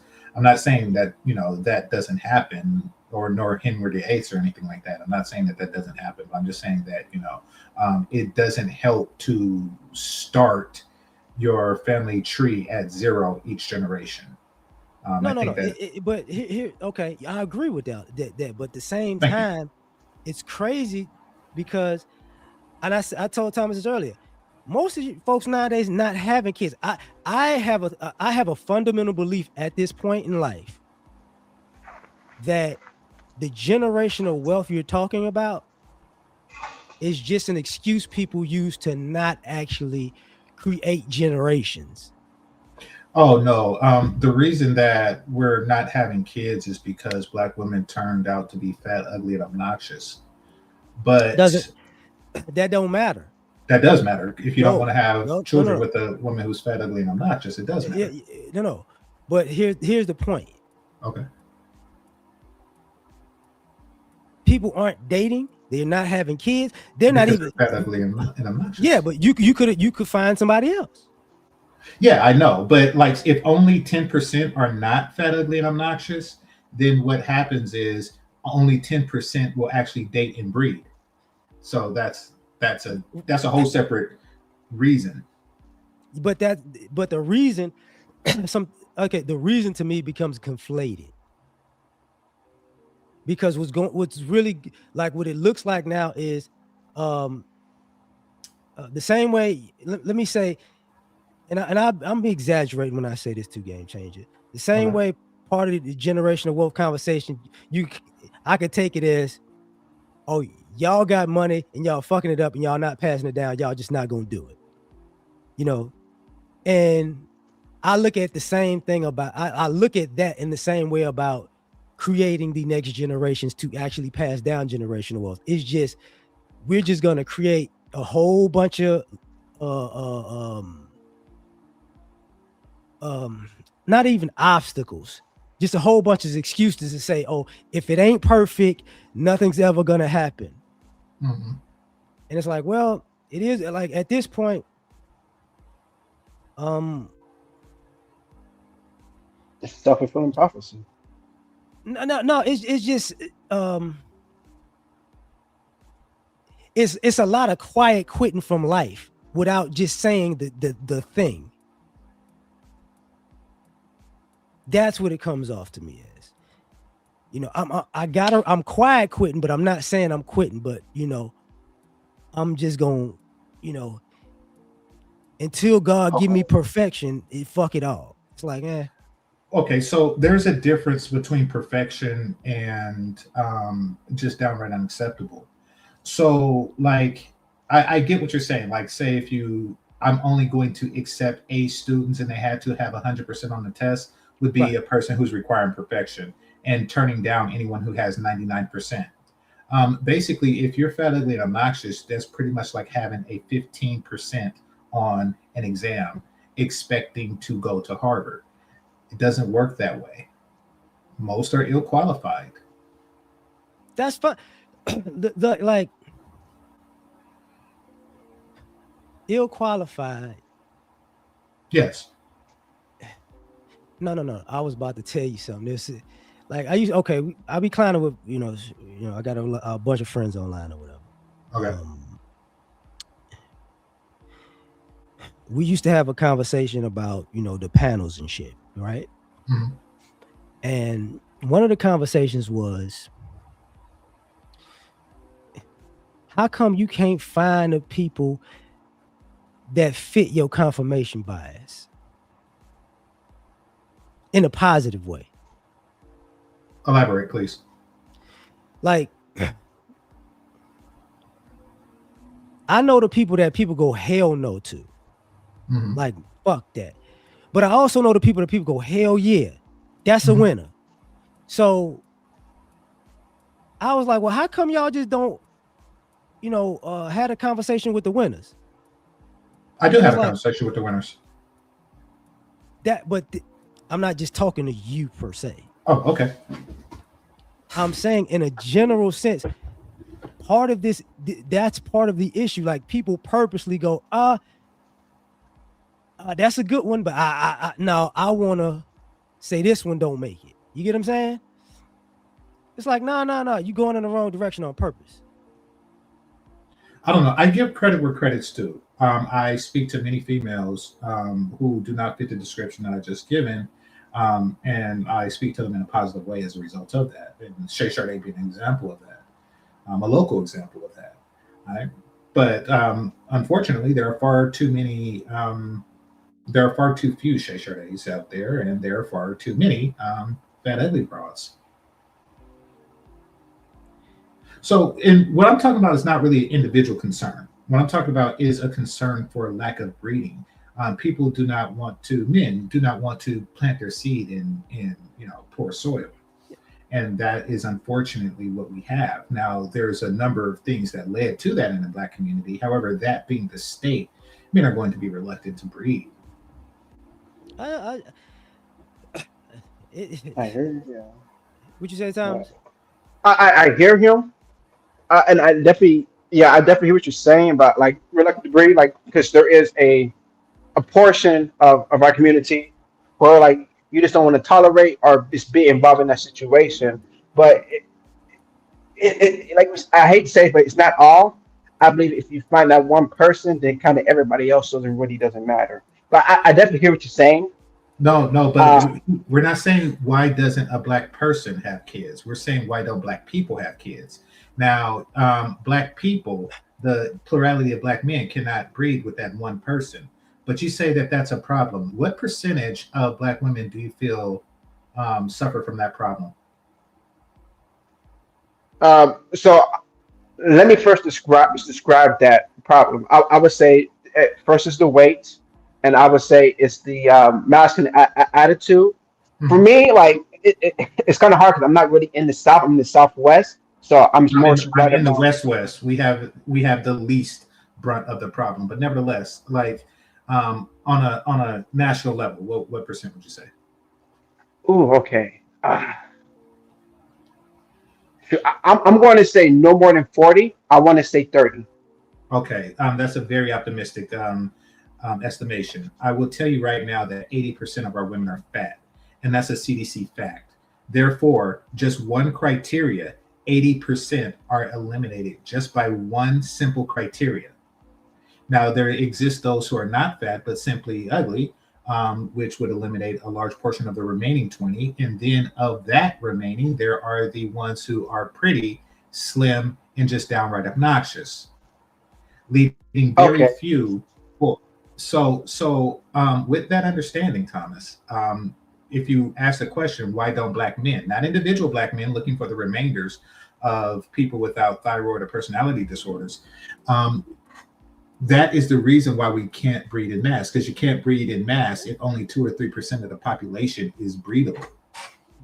And I hear you say that. I hear you say that, but then again, you're also assuming that the men are also at a better latitude to kind of almost outshine these women. Yes, 80% may be overweight, and you reference the CDC, and that I'm kind of skeptical of because there is muscle mass associated, but that's me pushing it. I understand No, that. no, no, no. It's But not muscle mass. These are women. These are not like super swole women. And if so, they're equally unattractive because who wants a muscle broad? Okay. Let's not make excuses. They're too damn fat.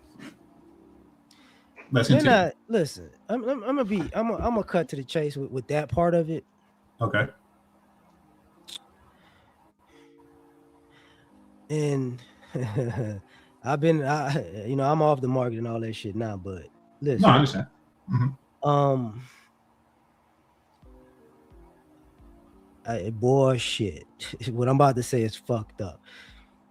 A lot of times, and this goes both ways.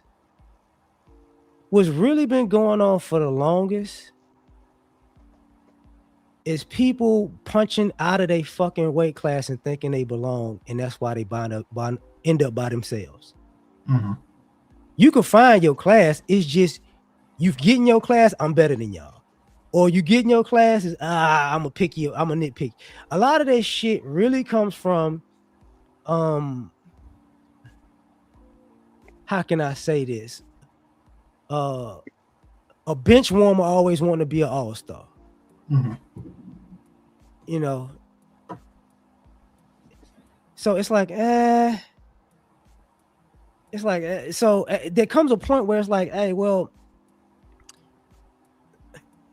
I'm finna say some shit like I told my wife earlier about something. You know, everybody in life has things that happen to them that shape them, right? This is true. So one of my childhood things that happened to me, I basically got my throat cut, died, and had an out of body experience. Okay. So I know that you could waste your whole lifetime on some trivial shit and then wake up and gonna wake up dead and go, damn, I fucked that up. That's what's going out on as far as the dating market. And I'm saying in all different, that goes for like all different aspects. Yes, you got fat motherfuckers thinking, yeah, I'm the God's gift to the world. You stupid. You got ugly motherfuckers thinking, I'm a catch. You stupid. You got broke motherfuckers thinking you need to be rich to talk to them. You got rich motherfuckers who want to buy people and then get mad that people say no. Mhm.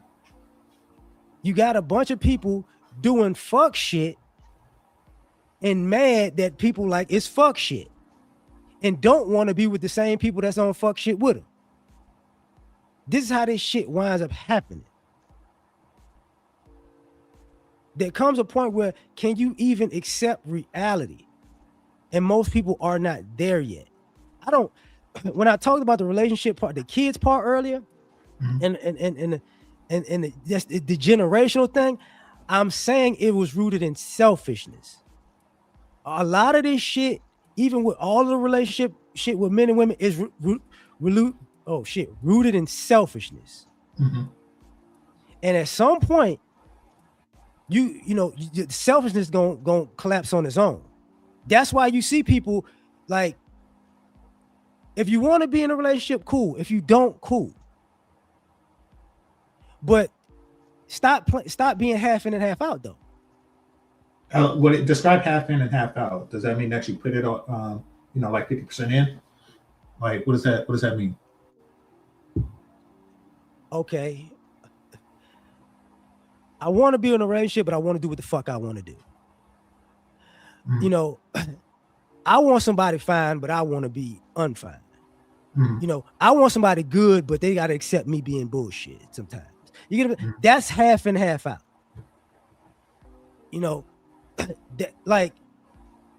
That's what's been going on for the longest. It's that type of shit where just say, like, if you say, look, I want to just be out in the streets, meeting, greeting, whatever. Cool. Mhm. Say that shit. Do that shit.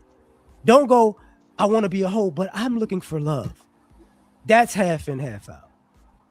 I'm looking for Right. Well, I mean, in my bad.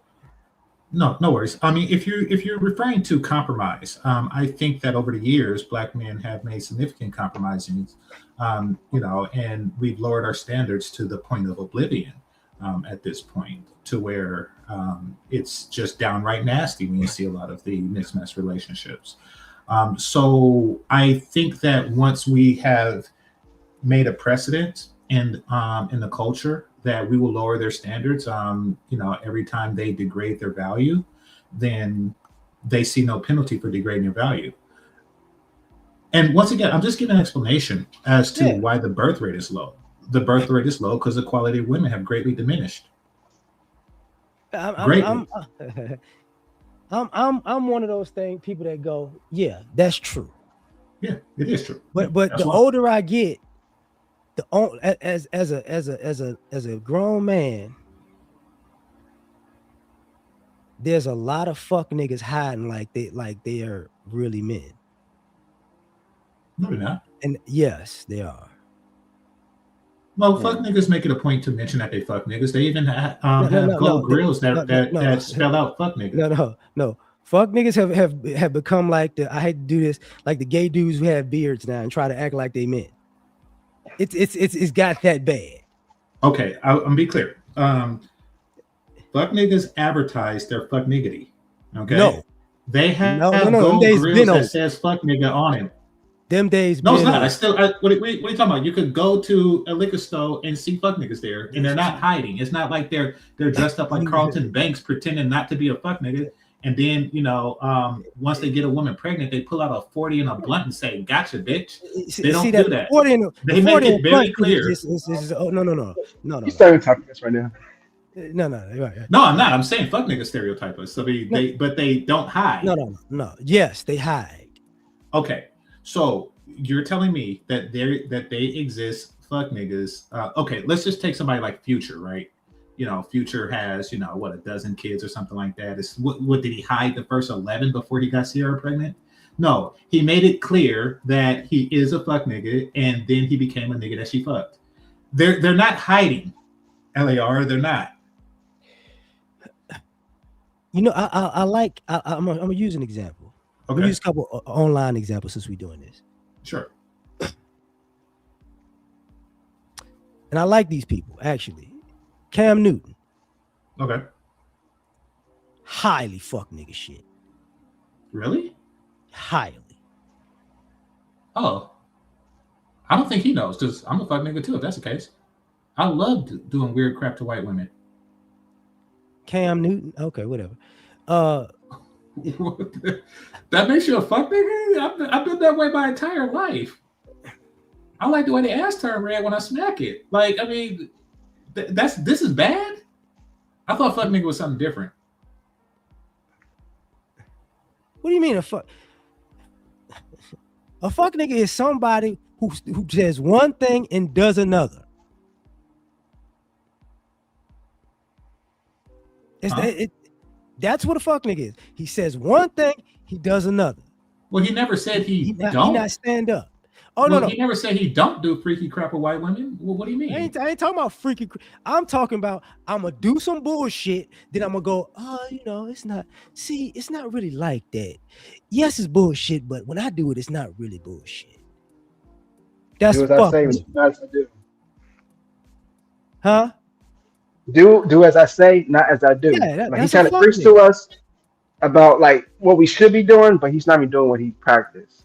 Right. So I could be a liar, but you can't be a liar. I could be a hoe, wait. but you can't be a hoe. I could be. I could. You know what I'm saying? I could. What do you call it? I cannot stand on my word. But you got to stand on your word. You get what I'm saying? No, because he Yeah, never that's a told. fuck nigga. No. If he ever went on stage and told black men not to chain up white women and pull them by the hair and get freaky with them, if he ever told us not to do that and then did it, then he would be a fuck nigga or a hypocrite in that regard. But he didn't tell us not to do that crap. No. But So doesn't he he's have not a about doing it. podcast kind of just preaching about us, saying what we should be doing? There you go. Okay, you can still do those things that he said we still should be doing and the freaky stuff with white women.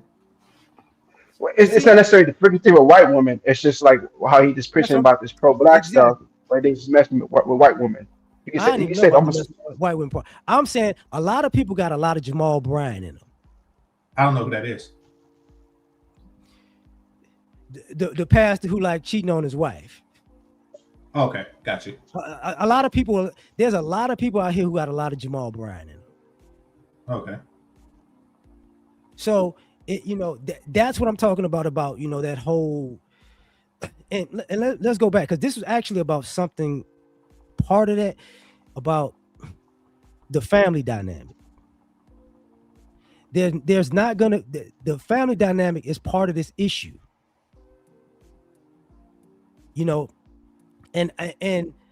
Like I'm gonna say it this way, there isn't as much dysfunction nowadays than there was when I was a child.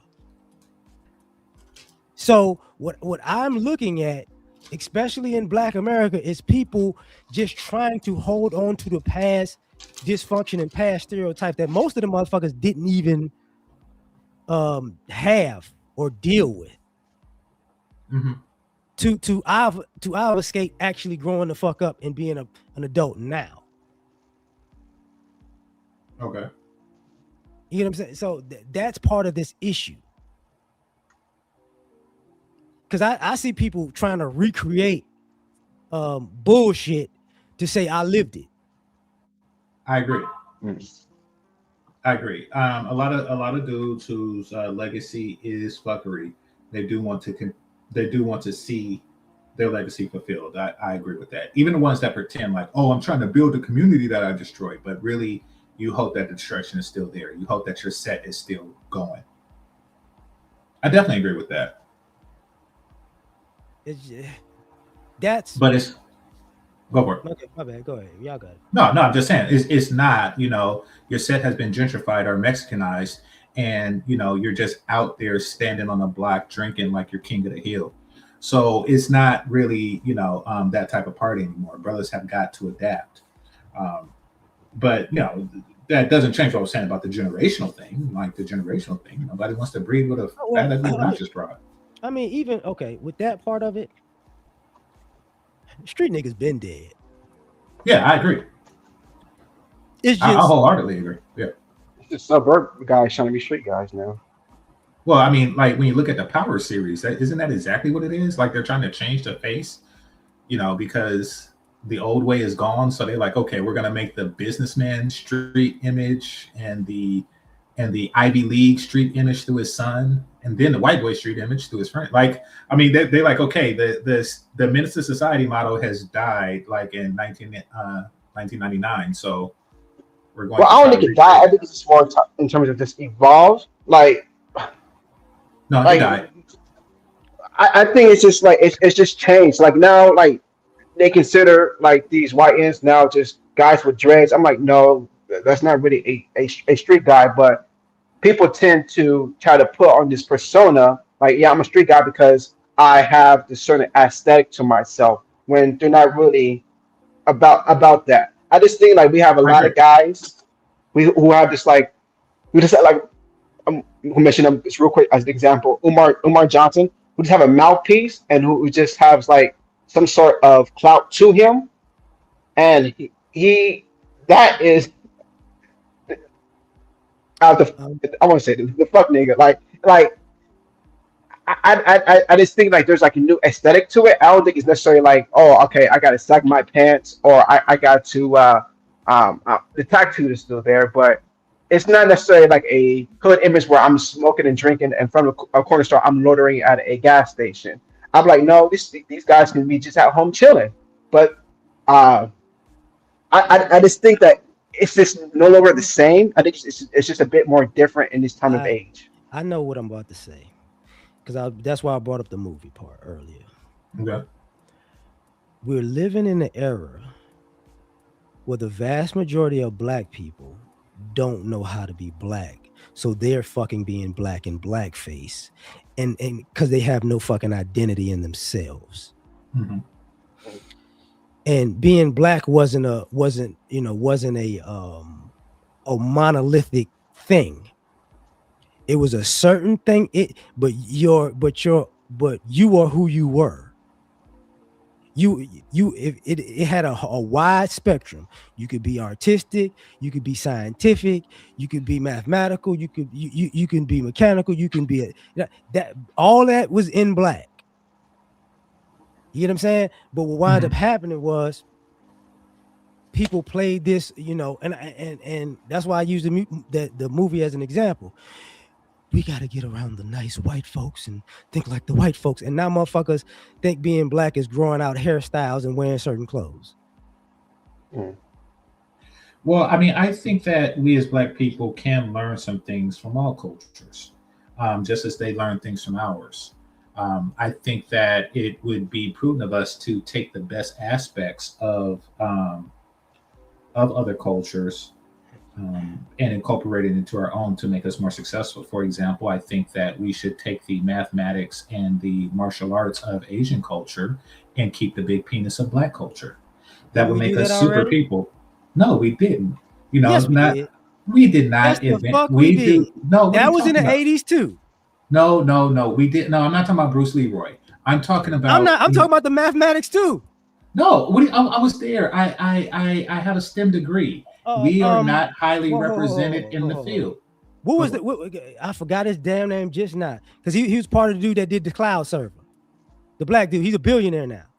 No, no. I get that we have outlier exceptions. No, no, We no. have the He Robert wasn't the only Smiths. outlier exception. We have the Robert Smiths. We have the Ben Carsons, et cetera, et cetera, et cetera. However, I want those They people. weren't the only No, ones. no, they're not. They're not. I want those people to not be a cultural exception. I want those to be the cultural norms. I want when people close their eyes and think of black men, I want them to think of Ben Carson. I don't want them to Oh, I think just realized. Okay, I of just Lil Wayne. realized something. My bad, Go for G. it. you you grew up on the No, West go Coast for it. your whole life, Yeah, I grew up in right? Oakland. Right. Yes. Okay, you remember before maybe you probably I don't even know if you was born a child, but I know by the I was time you was born in I school. was born a baby. What do you No, no, no, mean? no, no, no, no, no, no. Where I'm going, the year I'm about to start with. Okay. I know you remember when they was talking about when they started taking music out of the schools, right? And That might trades have been out of the after my time. schools. Okay, what you're talking about was a systematic thing that people don't talk about enough. Um, that's why we talk about the trade shit. They got rid of the trade shit in the schools because people could get out of school and make money.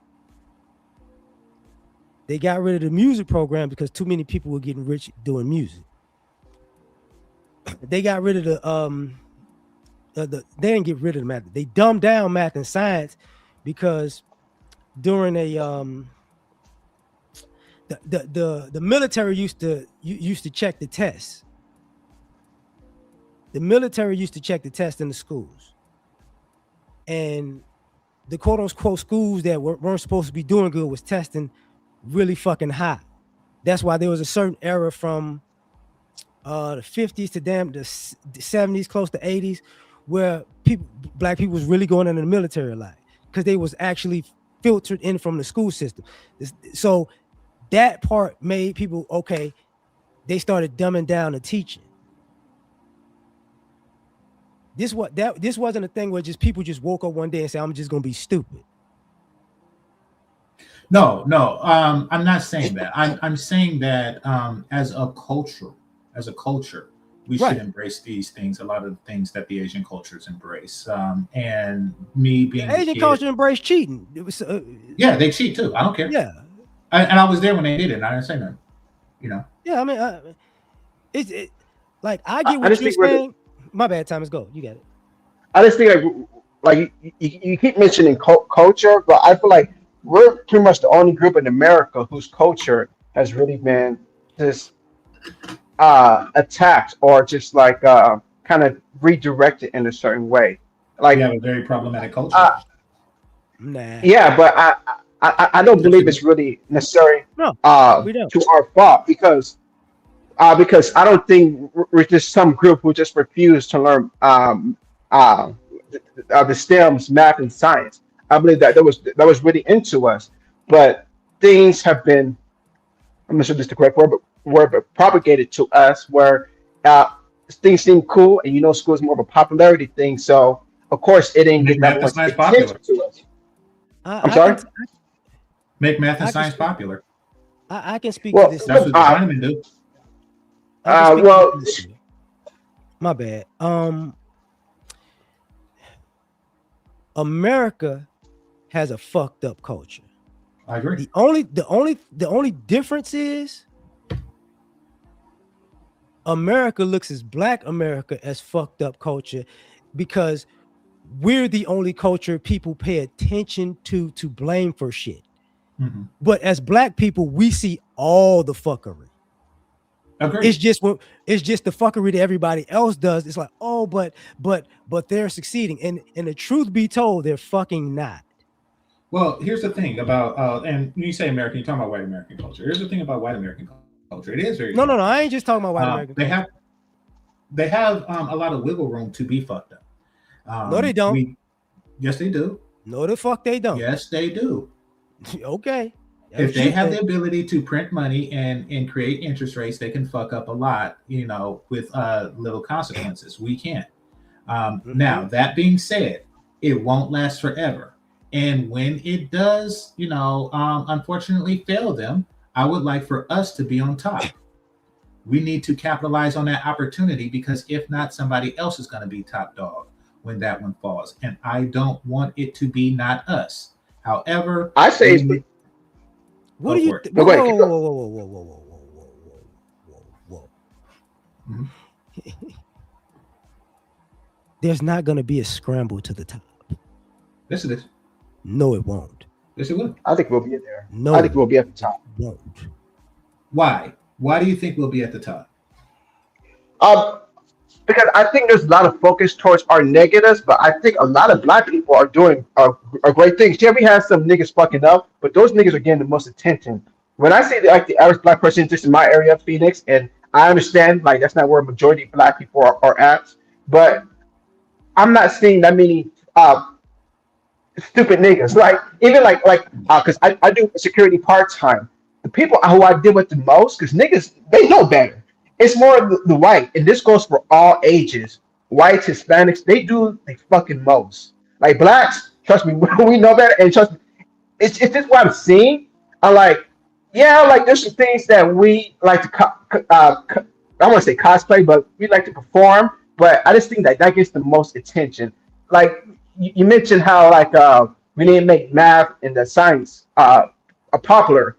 That's just not going to happen. But Why not? it is. It happens for Chinamen. It's Why not not happen for us? entertaining. It's not No. Now entertaining. how China got, you know what?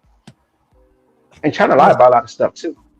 So okay, They don't lie about their GDP. Well, okay, put it like this. You know, they They're went from self-governed. they 50 years ago they were a bunch of broke, funny looking people with pointy hats. Now they have the second highest GDP in the world. why? That's what because they got their shit together. Well, they Why? enslaved their people. Huh? Why?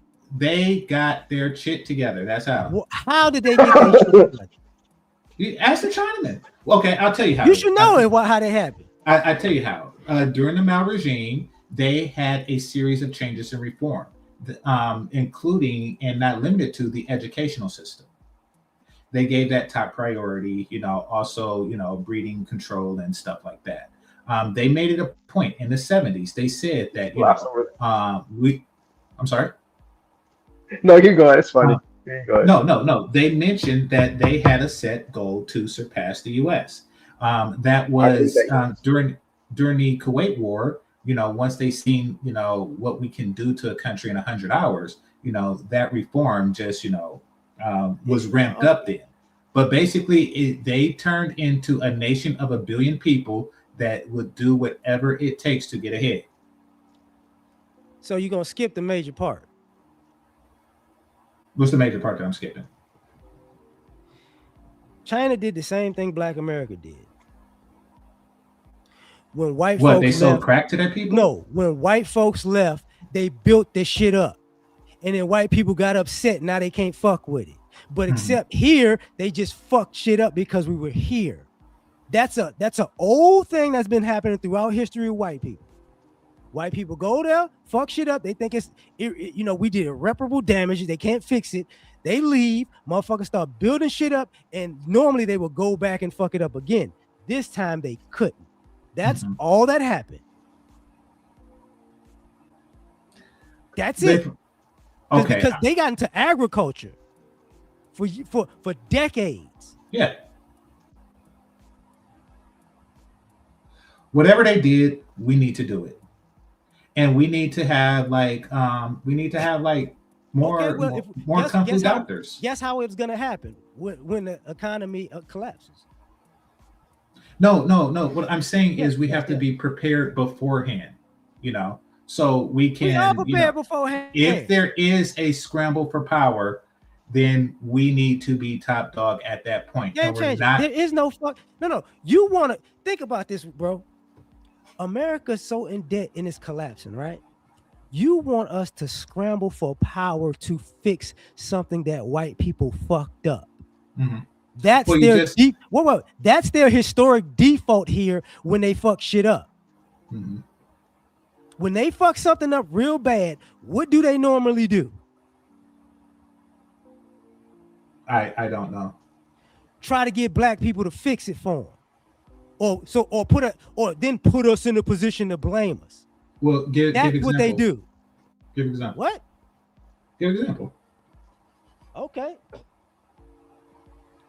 What the fuck was Reconstruction? What was Jim Crow? What was the vast majority of how can I say this? Not just businesses, but IPs in America. No, like I'm saying, like an example of white people fucking up and blaming black people. That like Jim Crow was them blaming black people for a fuck up. Yes. What was the fuck up? What was the fuck up? The fuck up was quote unquote slavery ended. Nigger, pick yourself up by your bootstraps. We don't think you can do it. Oh shit. Reconstruction, you can do it. Let's get this Jim Crow going because we fucked it up. Because you know what? I'm being part of the history of Jim Crow, especially in the South. A lot of that, a lot of the shit was we were building shit on our own, I but agree. it was bartering. It was a barter system. You know what I'm saying? We bartered our trades with each other. I agree. So what happened was we would build ourselves up because that's the each one teach one, all that shit come from that. I agree. I agree. We should continue. We should have continued on that But path. but the interesting thing was the way it was built was better than quote unquote white America. I agree. We should have continued down that path. That's what Jim Crow came from. Well, that was happening during Jim Crow. I'm saying we should have continued down that path of building strong families, into perpetuity. Therefore, when if and when this system, this current regime, collapses, And what about Vietnam? Yeah, Vietnam. Well, that was a war. What do you mean? What about the war? It was a 20-year war. Yeah, got our ass kicked. What about the drug trade from Vietnam? There was a drug trade from Vietnam, absolutely. Do you remember Niggas need to not do that. 30, 40 years to say that was the first actually crack era? Well, there was heroin that came from. No, I'm saying came from Vietnam was actually the first crack era. It was just heroin. You lost me. Okay, you know what Iran-Contra is, right? Yeah, that's crack. Right. That's after Vietnam. They did the same thing in Vietnam. I thought it was like Frank Lucas, No, nigga, Frank Lucas. Yeah, that's a great story. Yes, he did that shit, but no, the government was doing that shit the whole time. That's why even in the movie he could use the planes. They were doing that shit. Well, wasn't it like his cousin and like stuffing heroin into the bodies of dead this soldiers? nigga was supplying the whole United States. No, he was supplying New York. Right. Who you think was supplying the rest of the United States? Oh, I don't know. I mean, like the mob. I don't know.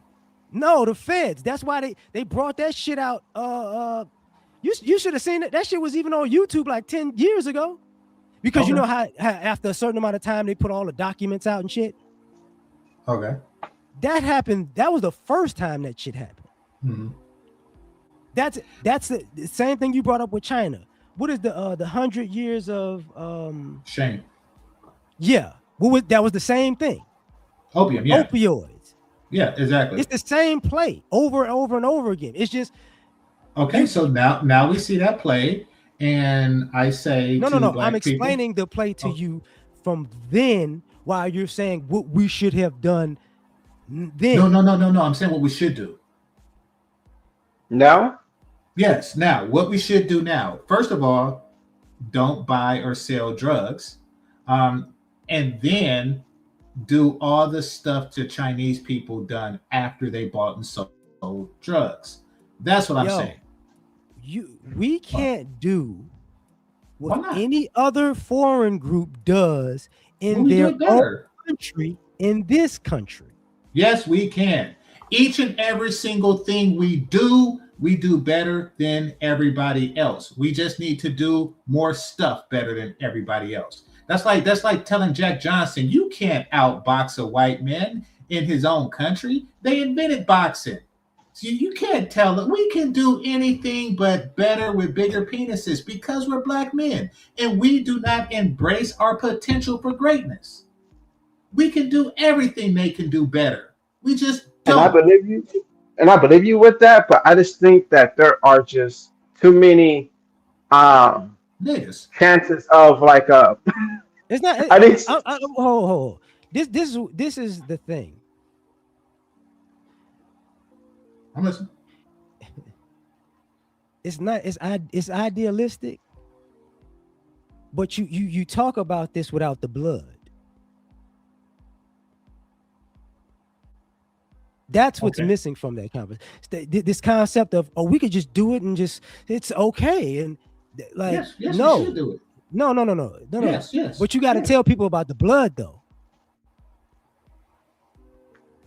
You can't let people go half in and go, oh, we could just do what China does in China here, and we can just do what Japan does in Japan here, and it's just gonna we're gonna do what Europe does in Europe here as black people, because no, you got to talk about the blood that we're gonna have to actually go to war for. Who did China go to war with? They in China. No external intervention. Even with the FBA movement, they keep asking who's the leader, because they want to intervene in that. It's Um, I just that's what think that there, exactly. My I bad. just think that there'd be too many intervention. It don't necessarily have to be white folks. It could be Hispanic folks just trying to intervene and probably just running his or her mouth, or it could be like there could be multiple interventions and causes. They can send a woman out there, it's just to cause divide, and this has happened throughout history. When we start to build things up throughout history, through the 1900s, there's always been some external intervention to break things down. Don't care. Tell that to No, the no. Vietnamese. That's the Every point. time America Again, broke something down, they built it back up. And like L.A.R. movement said, that's that's bullshit. that is Every not time bullshit. America, they That is didn't know. they bomb a Bullshit. bridge and then they get their bamboo people and then they build that bridge again. What are you talking about? What? And they've been doing it for the I'm talking about the war. And they've been doing it for like the whole time. What? Whoa. Slow down. I'm talking about the war. What do you say? Slow down. I'm talking about the war. We bomb a bridge, they build it the next day. No. Yes. You talking about the same motherfuckers that bomb a country and leave all the goddamn weapons there? Yeah, that's us too. Yeah, the same people. Yeah, Fucking that was us. retarded. Fucking retarded. Okay, well, let's capitalize off their retardation. I'm saying we as black You people don't have to should capitalize on embrace somebody's the stupidity. cultural You just let them aspects keep that being work for stupid. others. You let them keep being Why stupid. not? People capitalize on ours. No, they don't. So yes. All that shit is overblown. Look at other stupidity as an opportunity for greatness. I say, and the only way you could do that is to not be stupid yourself. We as black people have to be less stupid. Once we have mastered that, we can rule the world. No. I get exactly what you're saying. We're not stupid. Good. But what I am saying is, I'm saying two different things on this part. You're not the only one that does this.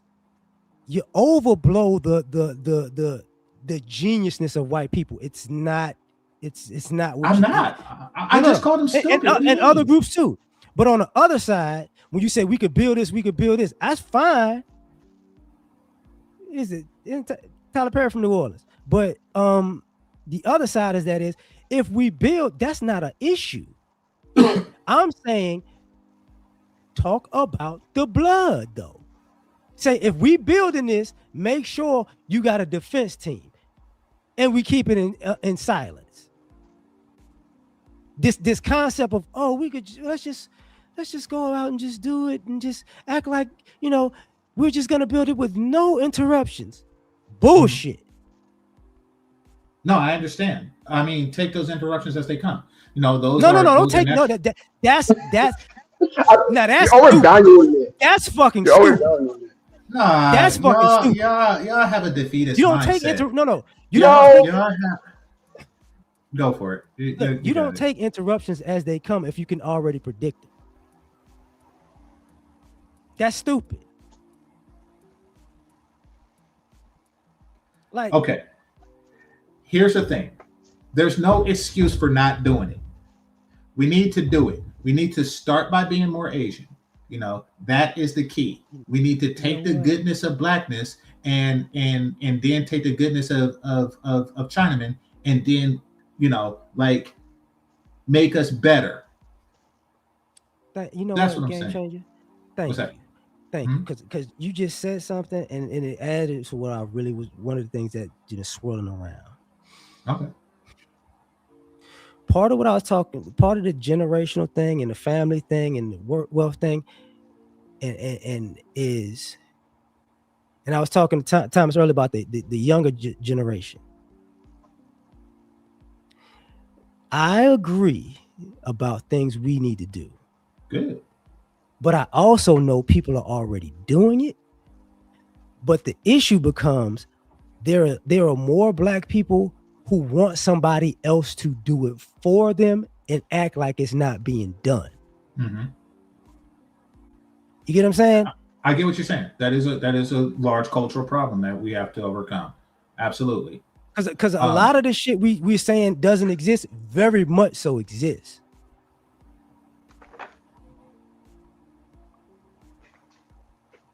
An argument here? No, I do agree that these things exist. These obstacles, both external and internal, exist. We have the greatest control over the internal, and I mean, basically, what it comes down to, what black people need to be doing is being less nigga. We have to collectively come together and be less nigga if we ever want to. We have too high a concentration of niggas in our community. That's your Candace Owens mind talking. That's not my Candace Owens mind. That's not my Candace. By the way, she didn't get it. But I mean, nevertheless, that's not I know, but she like white boys. Yeah, she don't like you. That's unfortunate. I know. Perhaps if we be more white as well as Asian, she'd like me too. No, white. Huh? You good. I don't think we should be more white. I think that community is horrific. But continue. It's that, but listen, that. Yeah. What I'm saying is that we need to reduce the concentration of nigginess in our community if we're ever going to get anywhere. It's not a lot of it's not a lot of niggas out here no more. But it's too more. It's too many. It's still too many. No, it's way more. It's and it's fucked up. I'm gonna say this way. Mm-hmm. Damn. It's way more Candace Owens niggas than niggas. Nah. What's a Candace Owens nigga? I wouldn't even classify her as a nigga. What's a Candace Owens nigga? No,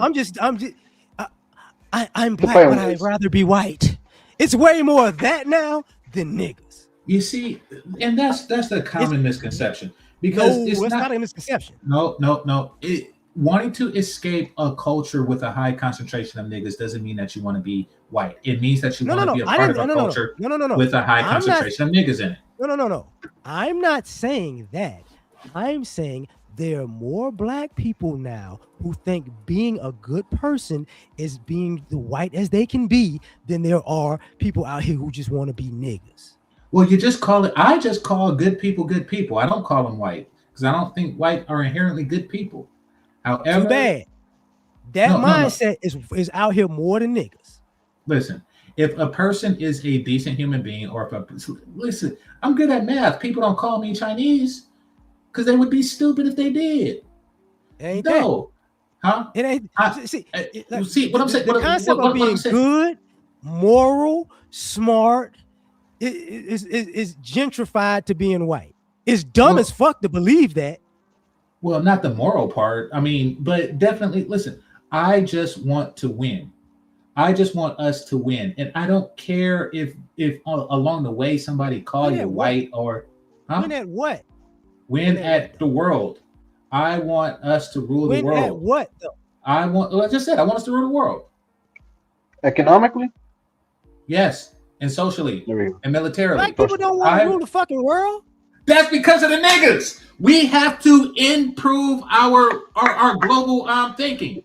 We have to. No, that's because it's fucking stupid. That's not stupid. It's fucking stupid. That is not stupid. How is it stupid to want the best for your people? Wanting the best for your people and ruling the world is not the same thing. There's nothing better than ruling the world. That's the best. That's fucking stupid. That is not stupid. Why don't you want to rule the world? What the hell? The world isn't anybody's to rule. It's the white people's to rule right now. And that's why they fucking dying off and fucking up.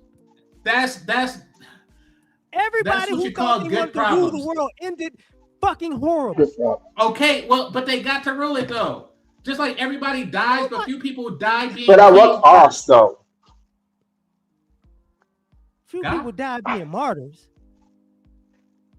I don't think it necessarily mean like just to rule the world. I just think like we are the best at being morally and ethically fair compared to these white folks. Yeah, yeah, I yeah. think we'll Tell be that to better the at that. Indians. Tell that to the Indians. What did they morals do when they brought a bow to a machine gun fight? Tell that to the Indians. Morals. No, Listen, no, no. I Hold on, want hold on, us to hold on, rule the hold on. world. Yeah, and I'm gonna That's tell. what Well, China so said, you and want to rule that's with what an I iron want. fist? No, no. God?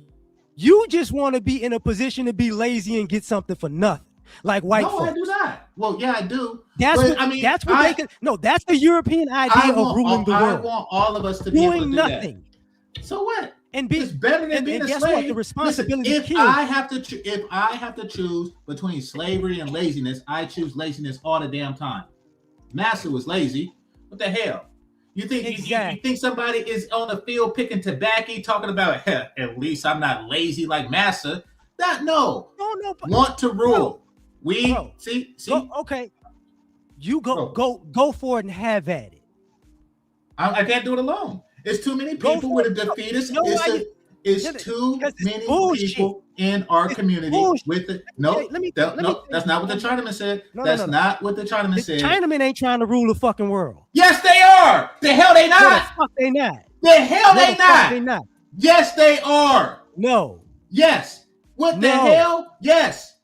They say it. What the hell? Yes, they are. That is exactly what they're trying to do. Boy, you gonna be fucked.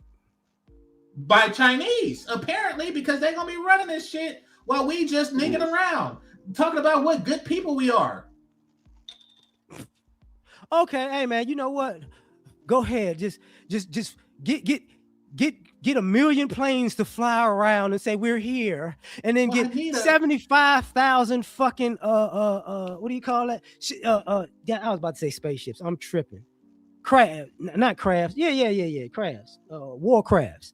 Just to float around and we need all the gas in the world to tell everybody we here, and then go fucking broke. We need a million pilots first, and in order to do that, we need less niggas.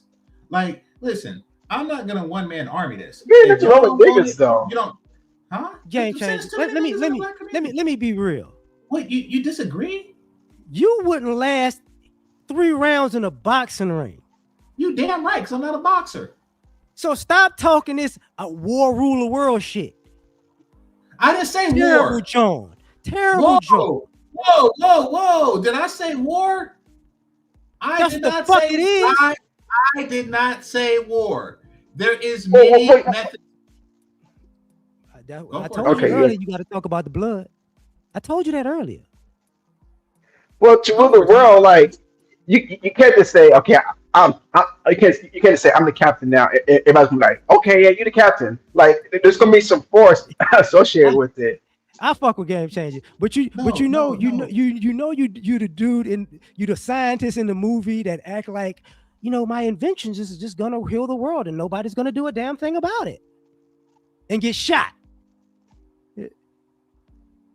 Put the whole puzzle together. Okay. Nobody want like anybody. Okay, the concept of ruling a world means you're at war with the world. No, it doesn't. Yes, who's America? Who's America at war with? The whole fucking world. No, it is not. It's not a war. Yes, that's why I have stations all over the fucking world. No, we don't go to war. Our wars be more like a human being slapping a chicken. It's nothing. It's not an actual war. We just kidnapped the president of a place with no war. What the hell? That's what having power Active is. war. And you want to and you want to know how America got its power? Because during World War II, we were the least fucked up people. So let them fuck themselves up, and then we just stand above all the other more fucked up people. That's one way. I don't care how it's done. Just an extension I of don't Europe. care. It goes fucking up people's shit who doing good. World War II was just white people fucked up all their shit. And America was so far away, it was like, well, shit, we could manufacture. And guess what them stupid motherfuckers did 50 years later? Sent all the manufacturing overseas and not crying about the shit. Well, get your shit together, reduce your nigga population, and then once they fuck each other over again, we come out on top. Bro, you want to rule the world and think it's not gonna be war. I don't want to rule the world. I want to be a part of the group of people that want to rule the world. But that's different. Y'all don't want that. We don't want to fucking rule the world. Why not? Because it's fucking stupid. Damn it. You know, it's not in me to rule the world. Like, I want to make changes and but I don't want to rule the world.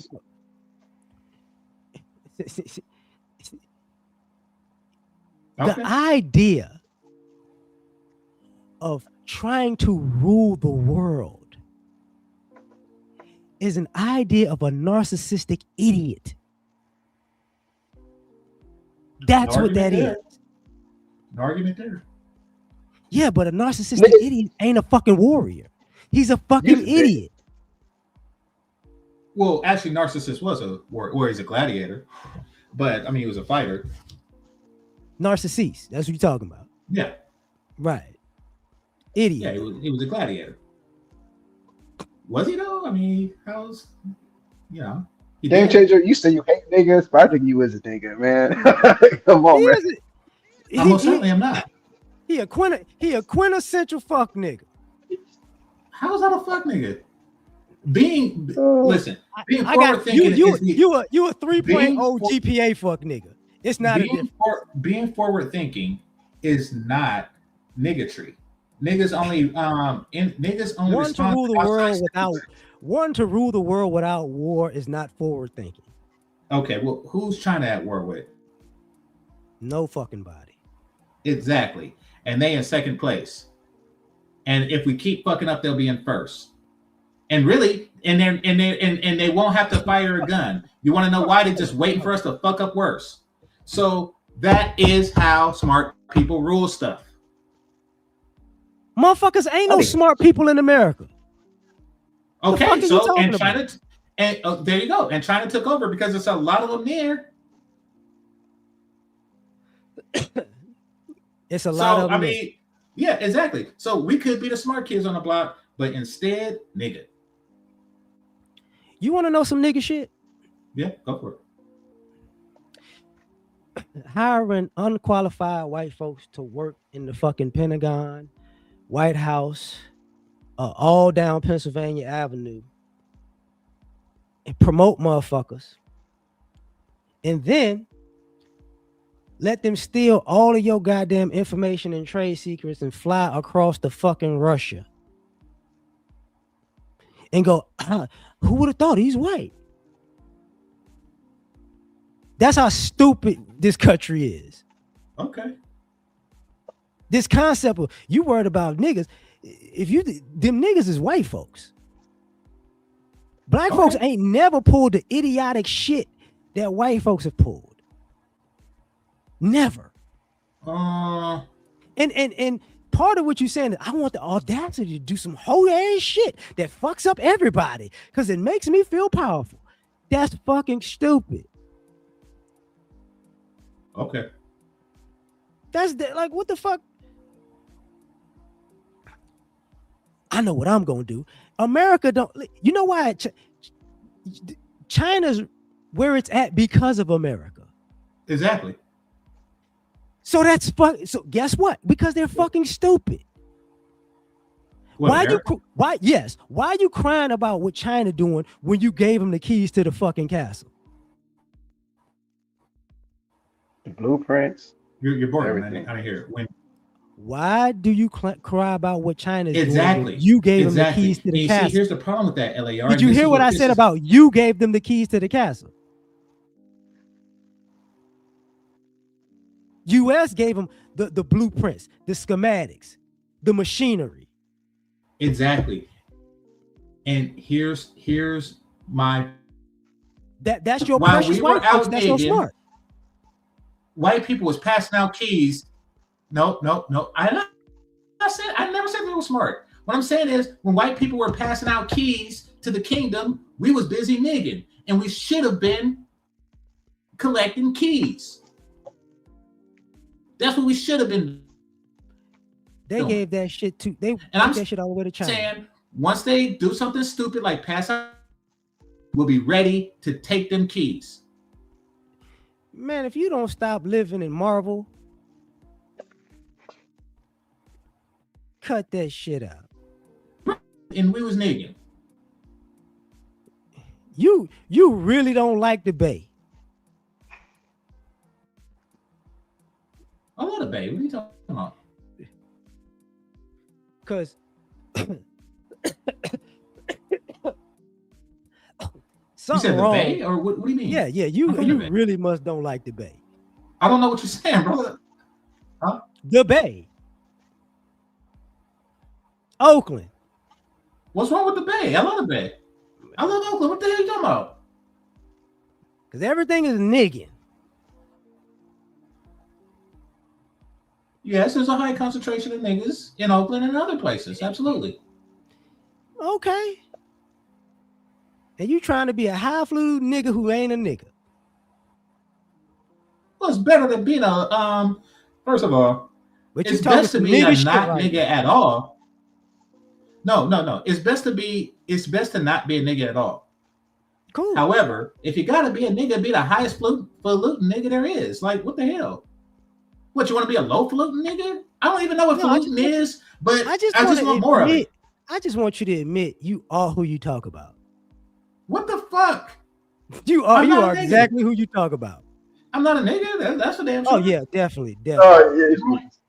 I am not a nigga. In denial. Definitely. Oh, damn it. Define nigga. You know what? You might as well be a 90s stereotype. Just go ahead, put some gold teeth in your mouth, a soldier rag, some the 40 ounce that don't exist no more. Shit. I don't drink. Define nigga. Define nigga. You sound like Jazz. Define nigga. Sound like Jazz. Define nigga? Okay. I'm gonna say ignorant motherfuckers. Okay, I'm not ignorant.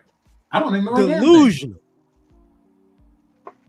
Niggas are delusional? Man, you talking about taking over the world, but out there being blood spilled? Delusional. Okay.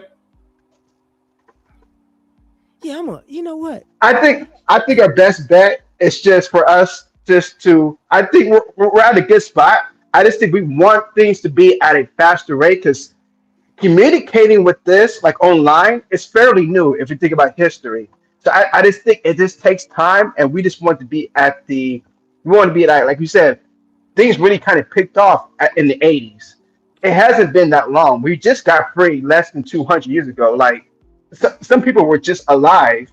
Like I think we just want to rush things, and things just takes time. Yeah, we have some hiccups that no other group in the world kind of experience, but it just takes time. I believe we're on a good path. I feel like we're like pretty much the only group online or anywhere that really heavily criticize ourselves. No, I never seen any other groups do that before. I'm gonna keep it real with y'all. I'm gonna keep it real, and I'm gonna be real precise when I say this shit. What I was talking about earlier about the family situation, right? Y'all don't get you're in a time where the best thing for you to do is actually make a family, go through the rough times, but teach them fucking kids all the information that they need to do, that they need to know, like in the old school, because the society is so fucking soft, the vast majority of it is gonna crumble just because of people's mental weakness. But instead of doing that shit, y'all are waiting for the avatar to come with some shit. And it's like, yo, you don't see it, but a person like me, I see it. The country they're not gonna be able to fix the debt. People are not finna their people's work ethic sucks. The education, even in the suburbs with all the smart people, they're fucking retarded as hell. Mhm. This country is about to just be start. What do you call that? Square one. Agreed. And So I want us to capitalize when that happens. you I capitalize by actually knowing information and having skills already and I passing agree. those I down agree. to the next generation. I agree with you, Y'all niggas gonna L.A.R. wake up 55 and be like, I need to have a kid now. This shit ain't gonna work. Yes, it will. No, My the dick fuck work it at won't. 55. So you think my dick's gonna stop working? Hola. No. Well, the way people testosterone out here is yes, but the Not other mine. part is most people are out of shape in America. So Not me. yes, doesn't matter, not you, because that And don't besides, mean you you're don't have gonna to be be in in shape at shape. 55. Well, it Yeah, don't matter. I mean, you can still have kids if you're out of shape. But nevertheless, it's not yeah, about, them huh? kids will kill you. I was gonna kill me. It already came out the penis. What do you mean? You gotta raise the kid. You gotta play with the kid. You gotta teach the kid. The kid will fucking Yeah, I kill agree. you. I agree. I agree. Never, and that is a problem. That goes back to what I was saying: the high concentration of fat, obnoxious, bitches in the black community. Oh, and That, ugly that ain't too. got shit to do with your health. That has everything to do with it. There's nothing unhealthier than fucking a fat bitch. That's just nasty. See, delusional nigga shit. What the hell? How is that delusional? That is reality. The reality is that's some nasty shit, and you know it. That's I just don't in even your think they have imagination. You ain't out here fucking fat chicks. I don't imagine. I don't imagine fucking fat bitches. Actually, I think you a fat lover. I am not a fat lover. You watch. Cross is out, right? I don't know what that is. Cross, Alex Cross, the new season with Hodge, all this Is that a fat whatever. bitch? No, one of the characters is a serial killer, but he out of jail. So one of his assignments, he's fucking a fat lady. Oh god damn it! That's gonna be you.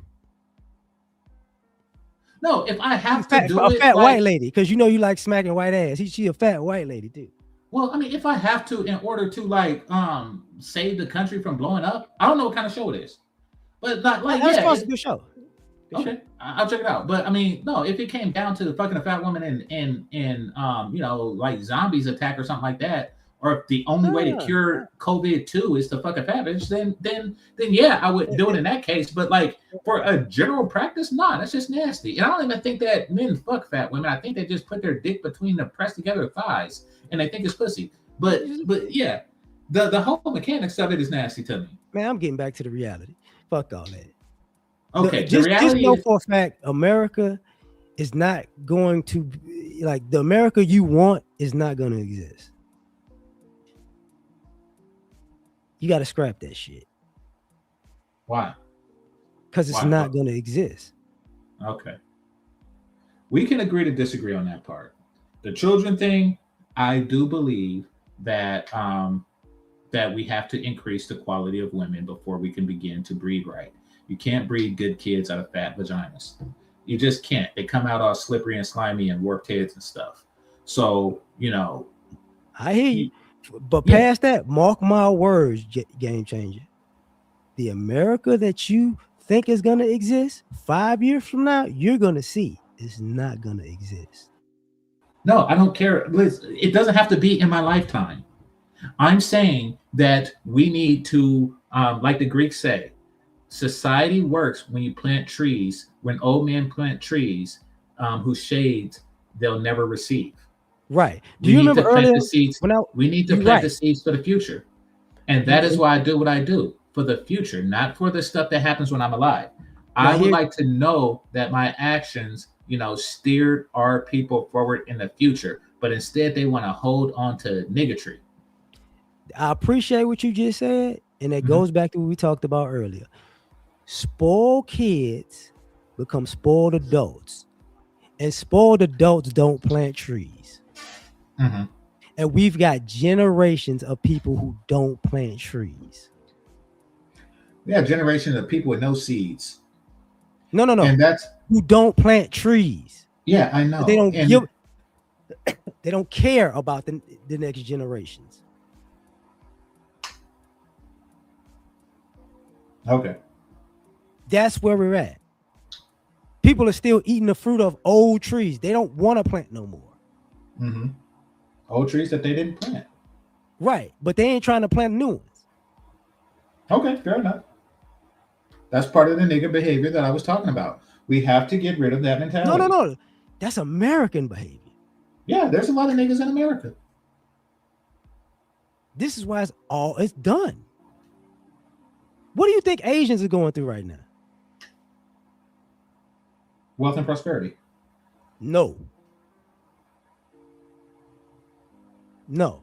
They're not wealthy or prosperous. Aren't they like the wealthiest race in America per capita? That's ain't that inflated? How many Asians we talking about? No, that's what I say per capita.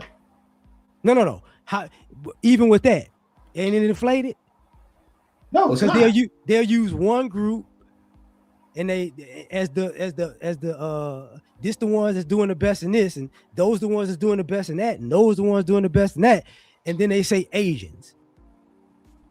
Well, I mean, like all nations that are in Asia that are American as well, like Indian, Japanese, Chinese, Philippines and stuff like that. They All all are people that doing. really don't fuck with each other. Yeah. But what I'm saying is, like collectively, they are doing better than whites and a lot better than us. No. And you want to know why? Because they don't have as many fat ugly bitches in their community. Nor do they have. You own it bullshit. No, the population is also lower too. Huh? So I'm gonna say this. I'm dead ass serious when I say this. Okay. All the immigrant groups, they come to the country and they start off doing well.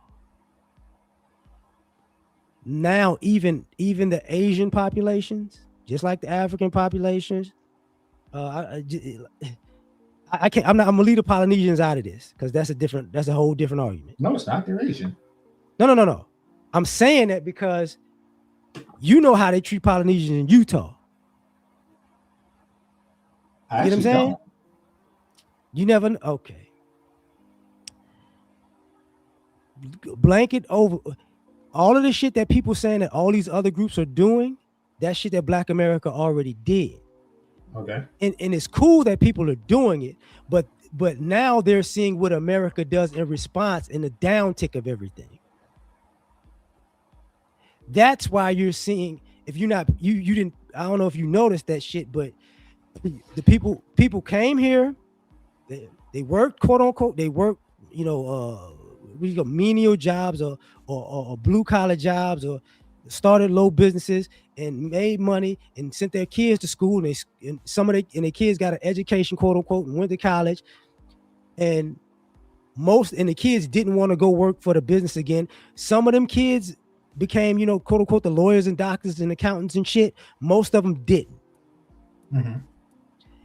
Now the student loans is kicking in. I know the motherfuckers who and it's fucked up when I say it this way.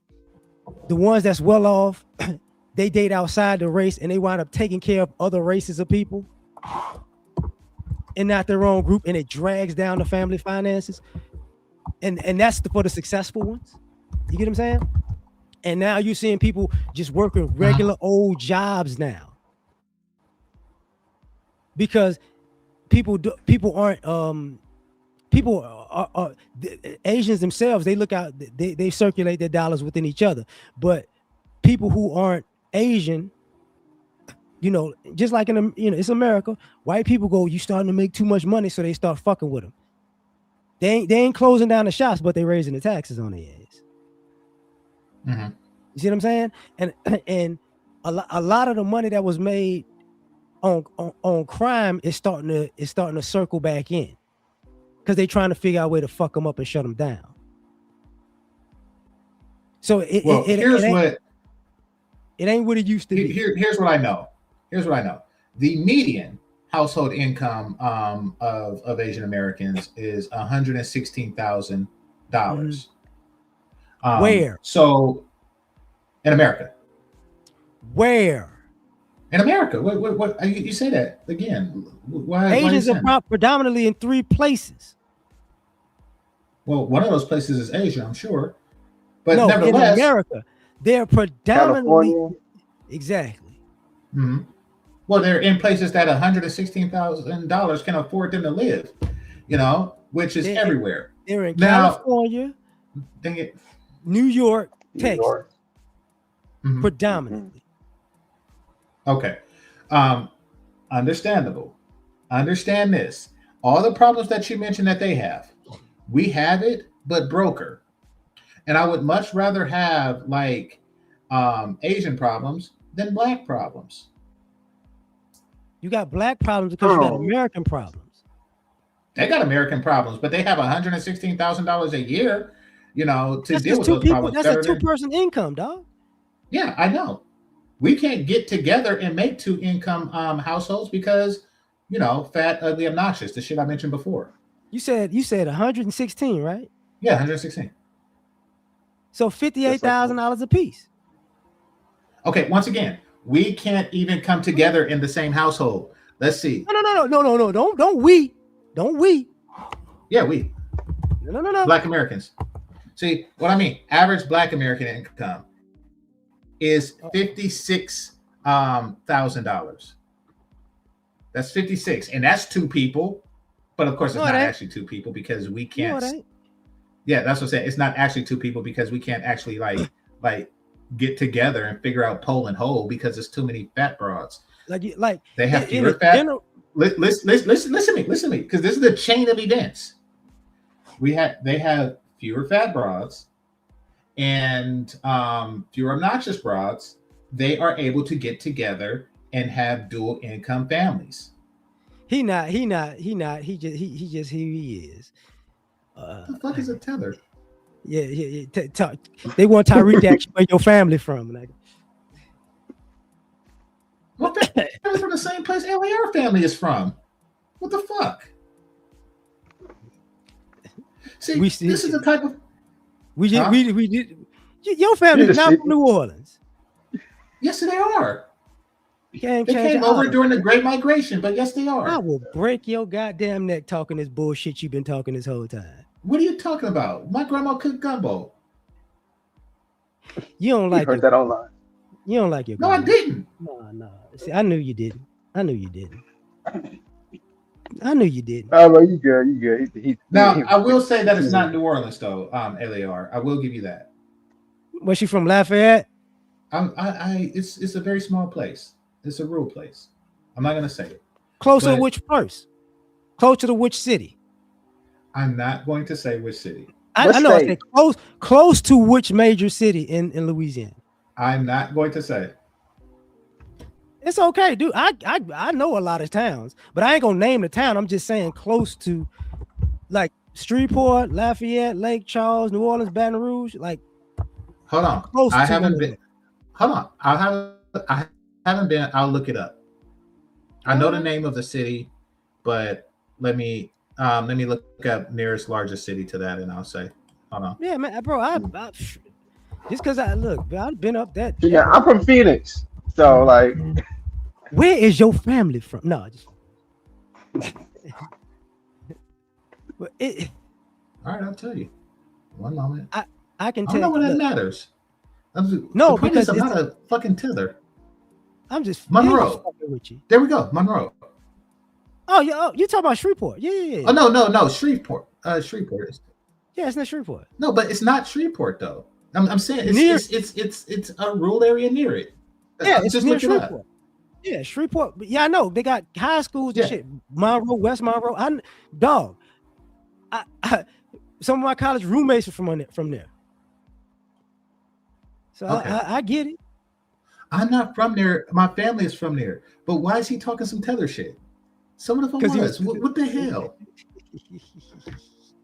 You're not black. You're not black enough. The fuck I You ain't. don't like your grandma, and she's from the country. I do love my grandma. What the fuck you talking about? You ain't You when the last time you had boudin? What the I don't know what that is. There's a lot of crap my grandma used I'm to sorry. serve that we didn't eat. You see the bougie ass kid. I knew you bougie ass. How's that bougie? You those kids that got that big ass pink bucket of chitlins and ate that shit, didn't you? Grandma No, tried I to didn't. serve me. I I was never like, ate fuck chitlins. no. I never ate chitlins. Okay, Sorry. well, you bougie, Never huh? ate chitlins. Never ate You hog bougie, maws. huh?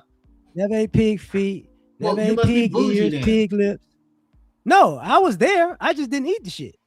Well, nor did I. So how the fuck am I bougie? Boudin ain't fucking pig feet.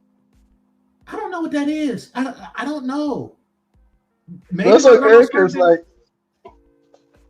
I'm a portion of me bougie, so you good, man. Like I was raised around like mostly Hispanic, so I mostly grew up in culture, but I was still my family's mostly all it's still all black though.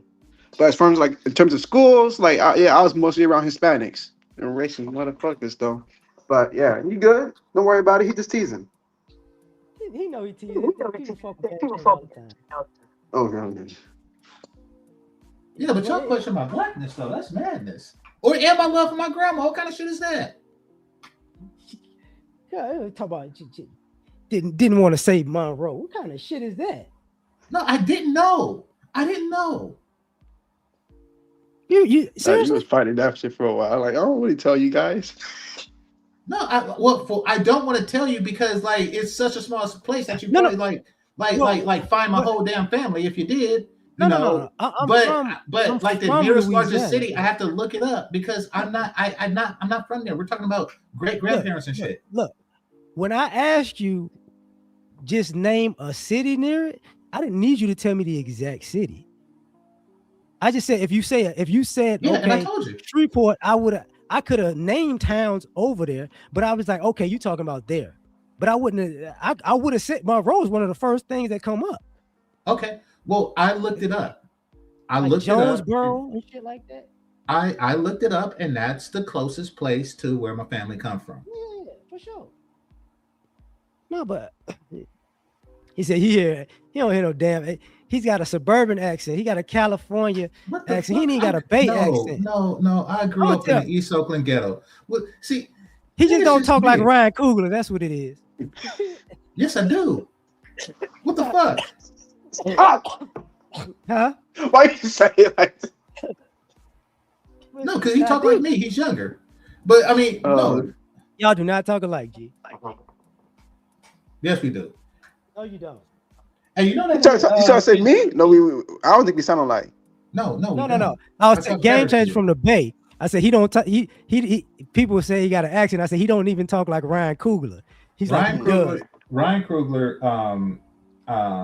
tried to smash my cousin's friend one time, and I have closer connection to him than y'all would think. No. I'm saying y'all don't the accent. He got a thick ass accent, like he was around every hood dude he ever knew. All right, well that's him. Nevertheless, and congratulations on his success. Nevertheless, he might not see what the fuck. What kind of people do y'all have here?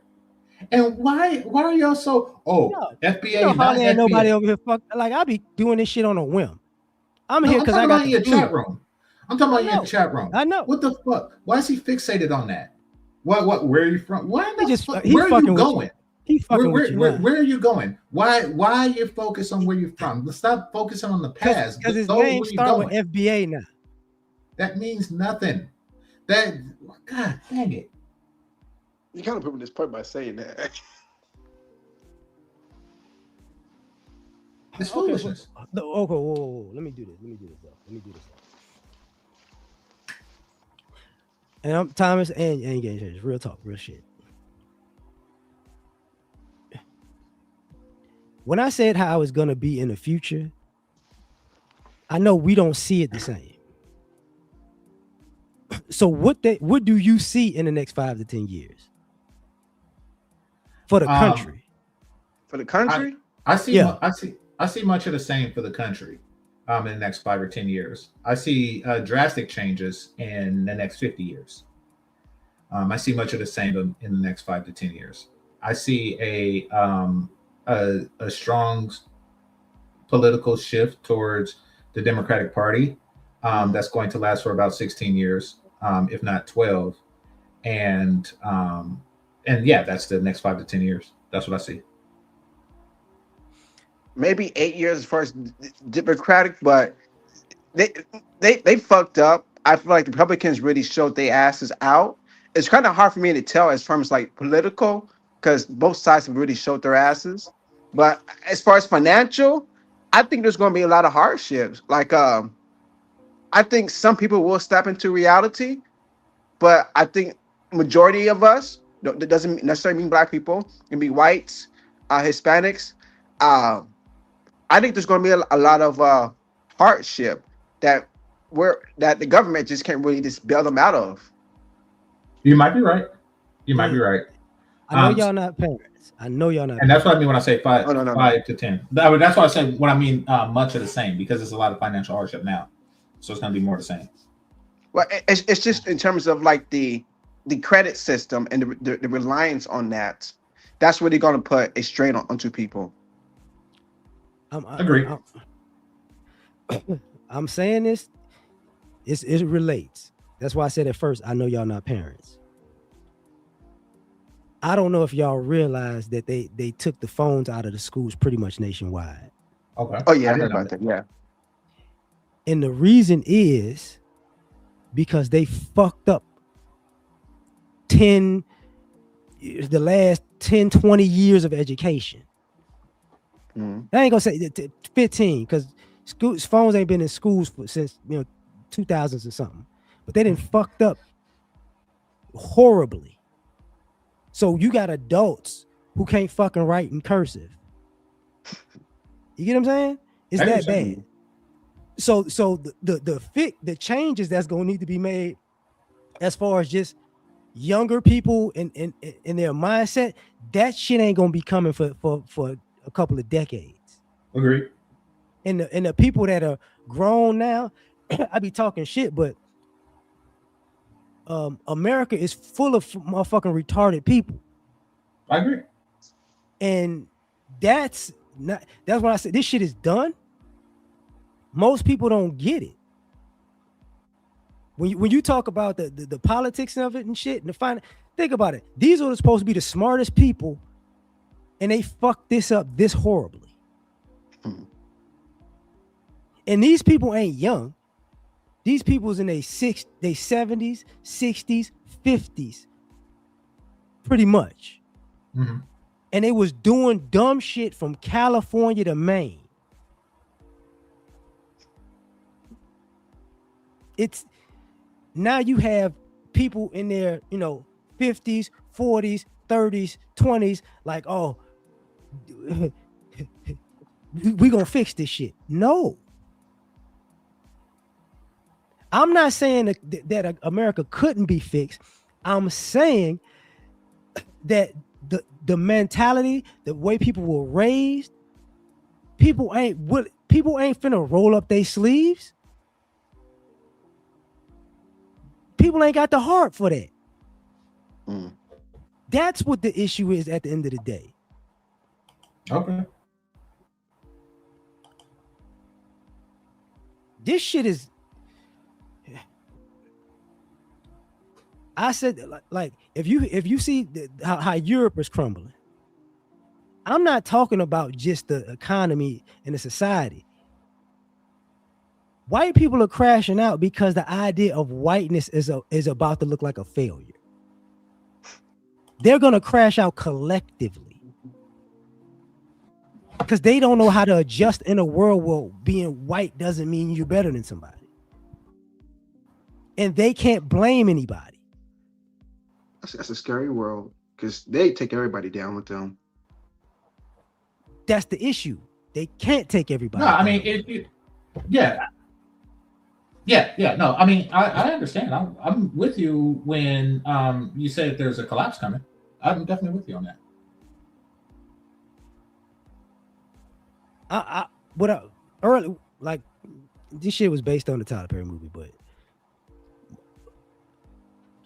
the Great Depression happened.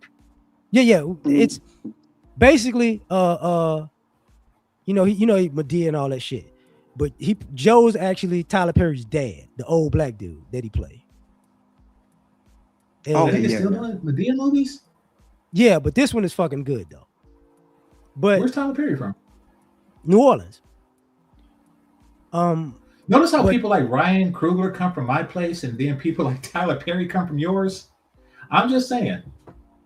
you know how many people come from New Orleans? Shit, Tookie come from New Orleans. I don't know who that is, but I know who Tyler Exactly. Perry is, and I know he's a weird ass nigga. And Ryan It's, Coogler isn't. it's a lot of people from New Orleans, bro. Alvin Okay. Mackey's from New Orleans.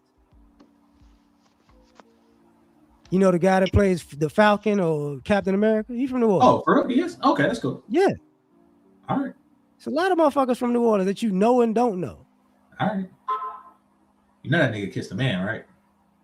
I don't fucking know. Yeah. I was about to tell you something about you. I find Regis Program and say he from New Orleans. See if you say that shit to him. I don't know who that is.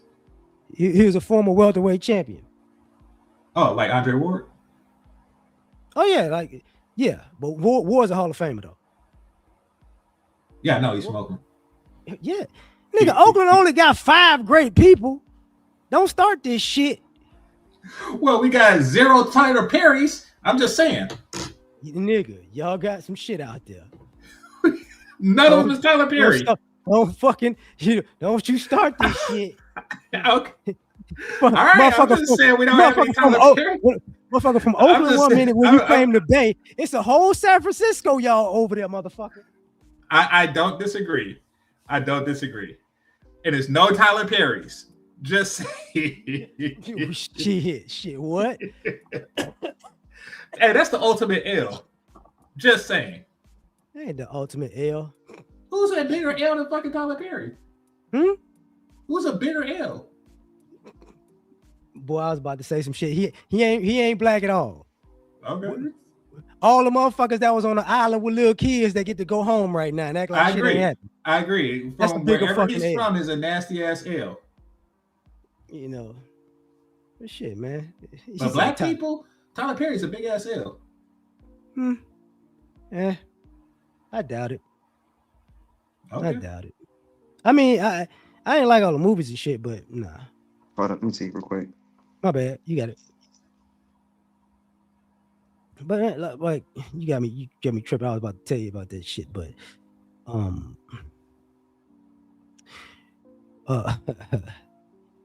the Democratic shit, they gonna fuck up too. That's the like there's not a Democrat, Republican, conservative, liberal. I'm gonna tell you right now, in the next 5 to 10 years, that's gonna deal with the economy. That's why it's all fucked. Okay. Like all the people, like all the groups you talking about, people are doing well. You got too many people who are quote unquote middle class, upper class, that they have too much debt. That's a bigger issue in America than people play it to be. I agree. So it's like the country already in debt. You got, they said the middle class is quote unquote shrinking. When they say the middle class is shrinking, that meant every fucking racial and ethnic demographic. Agree. So, and when the debt part is fucking crazy because people didn't think that they would owe this much money. So it's what nobody's I'm gonna saying fix is, what I'm saying is, we as black people, we can see this as an opportunity, because that's what it says in the art of war. When your enemy is strong and you're weak, prepare for their weakness. Something to that effect. It was written in Chinese, and that's what I say. We can learn from the Chinese. While people talking about FBA this, FBA that, like nigga in the chat room, there's a lot that we can learn from other cultures, and there's no shame in it. You can't pretend like our culture know everything after 200 years of freedom. You can't. Learn from other cultures. No. True. Okay. Real shit about the Southern thing. Mm-hmm. Black folks, we did learn from other people, but we also learned that other people can do shit we won't be able to do. Like what? We do everything they can do better. No. And competition and just general competitiveness in any facet of life, we can outdo a lot pretty much everybody and everything. Yes, yes. But I agree. as far as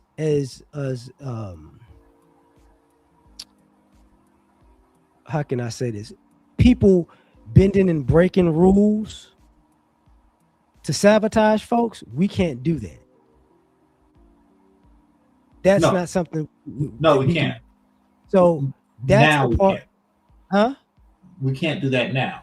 No, we However, couldn't do that then. So a lot of the successes that other people have is not from quote unquote merit. It's because of that. I agree.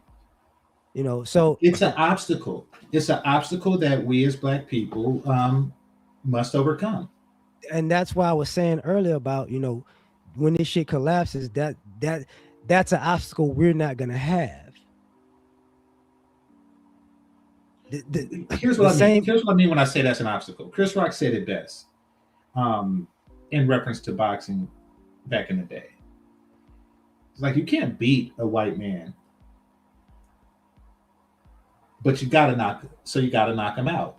Meaning that if the fight ever goes to decision, or if it's left in the referee's hands, you're going to lose. Therefore, you got to knock him out. It's an unfair obstacle, and yes, that obstacle exists, as you've explained. However, it's one that we must overcome. I think that we are capable of doing so once we check our nigga epidemic. Yeah. You know the backstory of that comment. No, People kind of use it as a Jack Johnson reference, right? yeah, Jack Johnson is an example of that. Yeah, Right. And that went from that era all the way shit. Hurricane Fuck. Carter. No, even past that. No, I'm saying that because he's a victim of that.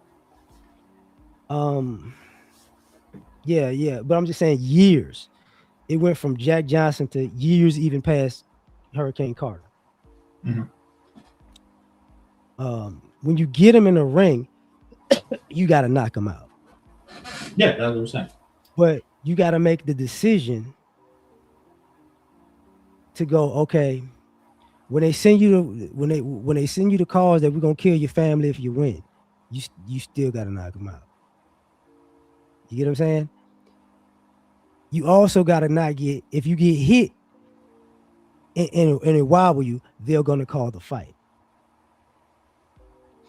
If they say if you do knock them out and win, we're gonna kill da da da da. That was the lynching thing. You get what I'm saying? Well, no, I think our greatest takeaway from that saying, and I doubt that Chris Rock coined it. Not saying that he's not. No, it's part of that. He's not Yeah, intelligent, but yeah. yeah, no, I know. I give Chris Rock all the credit. He's a very bright dude.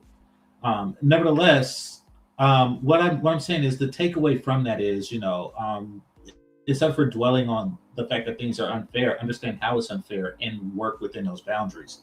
Work your best within those boundaries. I think that is the greatest takeaway that we as Black people need to do. That's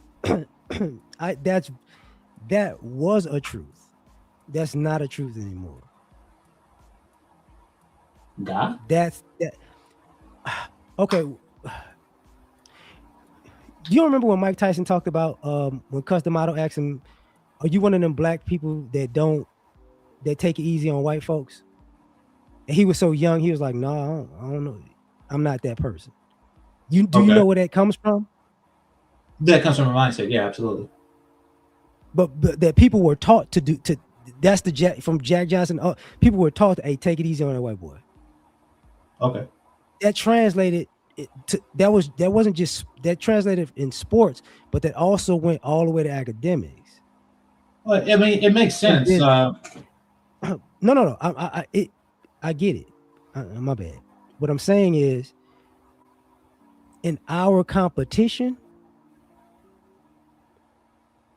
us being great inside the lines, of inside the boundaries or whatever, that shit that shit got old for them too. That's what part of that's the concept of white flight. You get what I'm saying? What I'm saying is, I think that we as Black people, particularly Black men, need to not fear the consequences of our own greatness. No. It's not that. I'm not saying that at all. No, but You ain't that's what gotta. you're saying. No, I get what you're saying. But I'm saying that that was what was taught to people like Mike Tyson, and I think that Joe Louis may have went through something similar, considering his performance in the first Olympics. I think that that mentality did exist, and because of the five monkey experiment, I think it was passed down for several generations. I think we need to move past that. I think that we need to, say that yes, anything you can do, we can do better. We just haven't yet in many aspects, and academia is one of the last strongholds that we haven't Look, really that we like haven't really used our badassery in. I think that we like need to move into that realm. Yeah. now I graduated high school in '97, Okay. right? From a hood school, Hmm. considered a hood school. I love I love where I grew up on the west side, but um, this hood school happened to have an honors program like most high schools, right? Okay. But it's the black quote unquote hood school, right? Hmm. So what happened? This hood school had physics program, robotics program, shit like that, right? Still, we Hmm. still had like shop and all that other shit.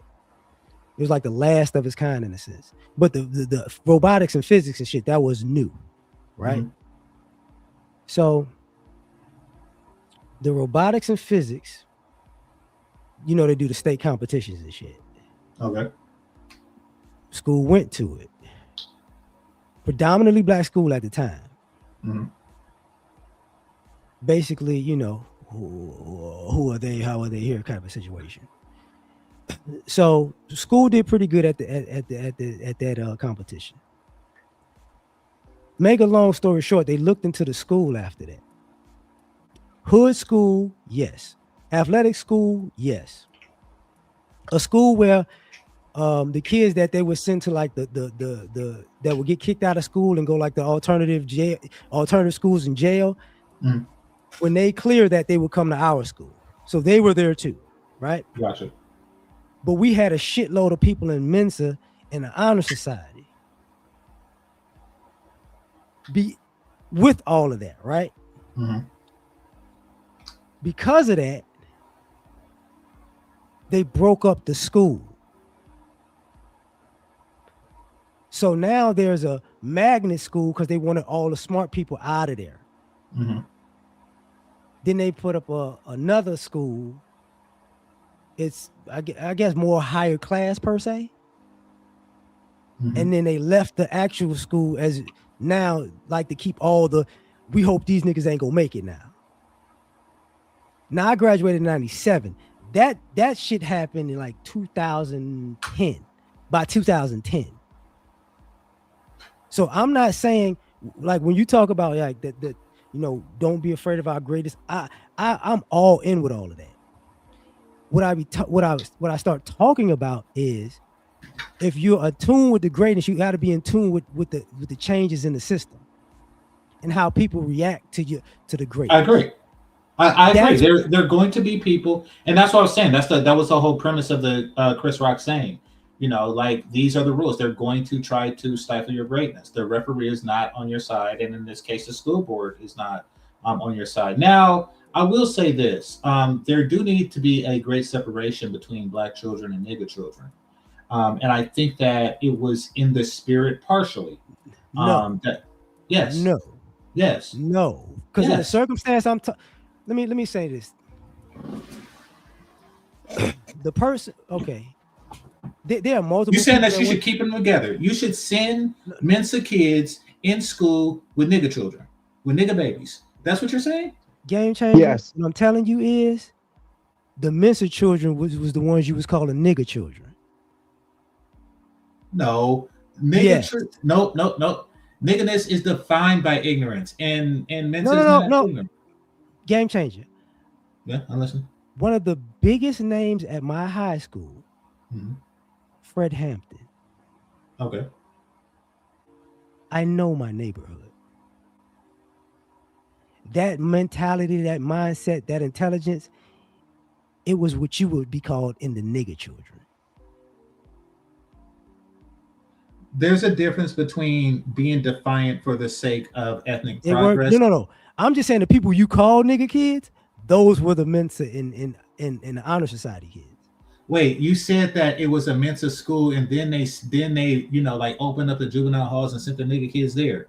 No, no, no, no, Nevertheless, if no, you no. have a general disruptive, it's like that show The Wire, where they separated all the nigga kids, and then the other ones were prospering.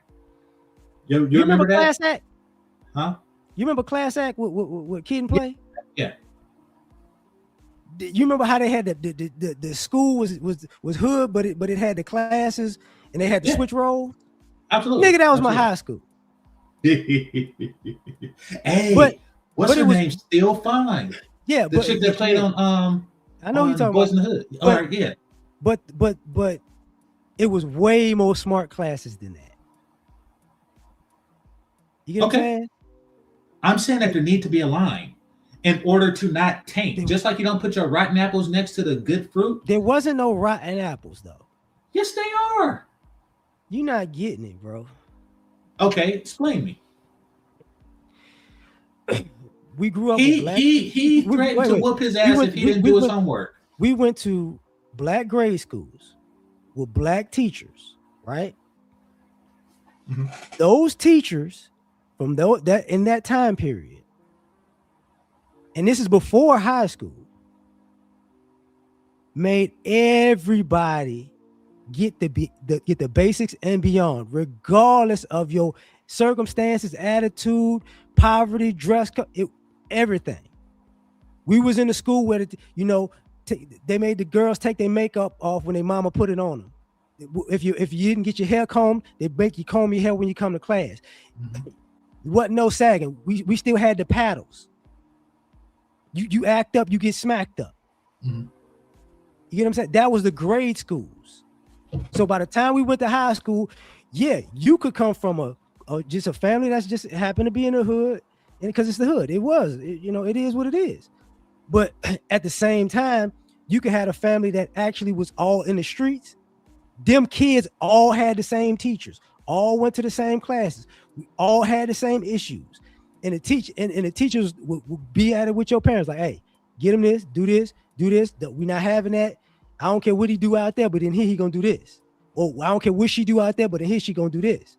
So all of the people, the people started fucking up in high school because they wanted to be cool, whether they was the good kids or the bad kids.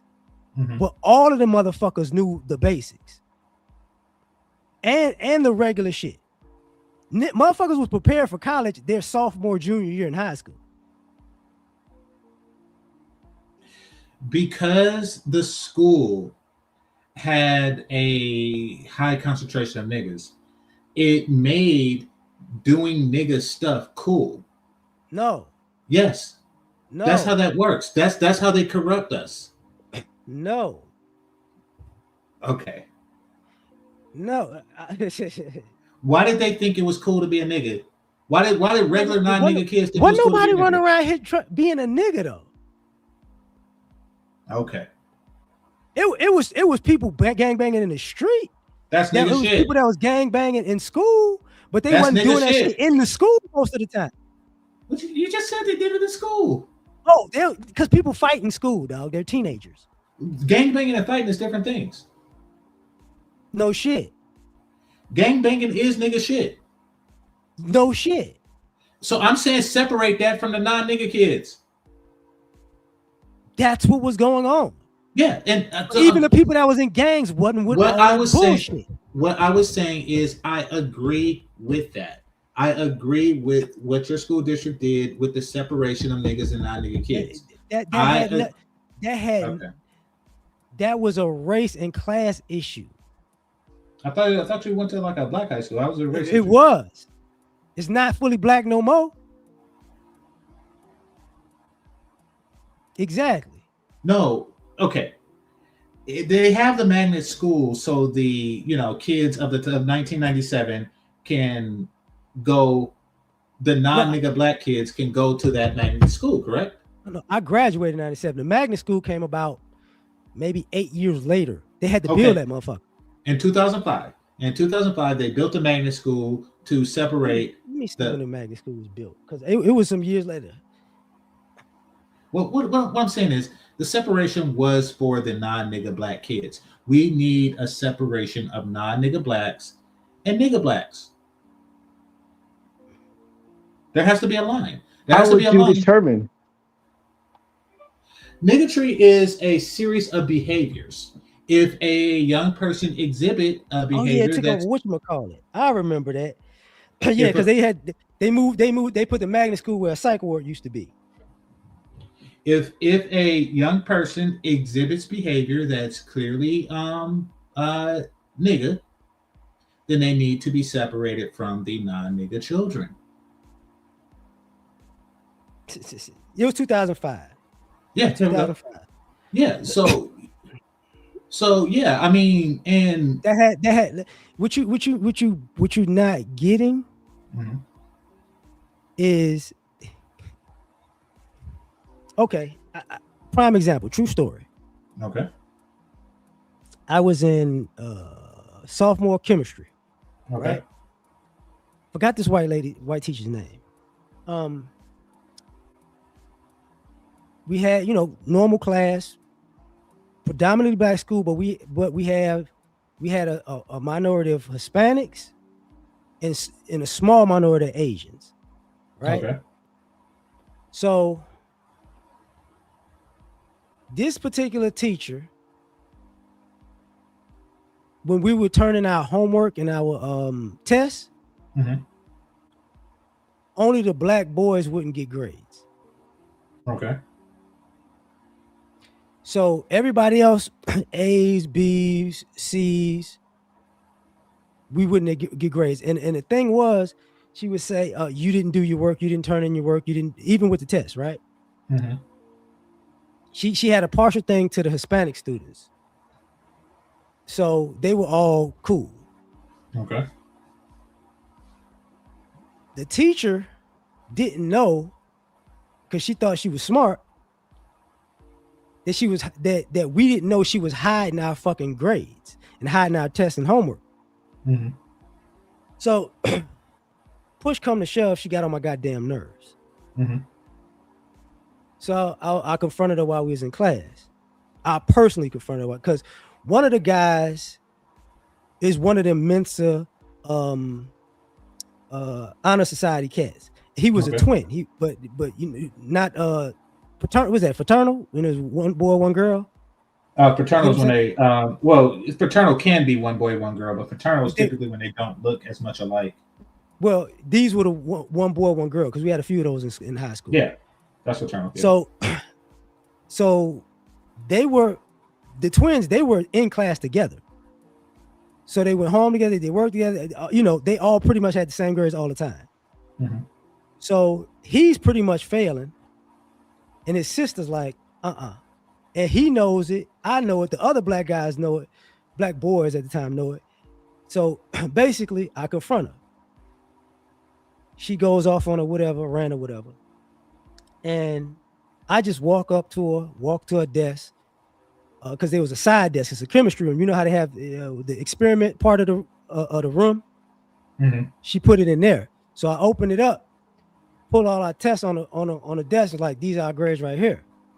So the parents had to come, and I didn't have to, And when I did it, I already knew that all the kids, because parents come to the school and shit.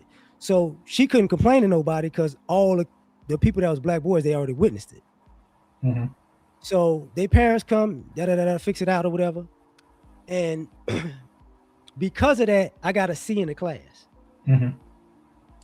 In the next year, I was in honors, science, physics. Okay.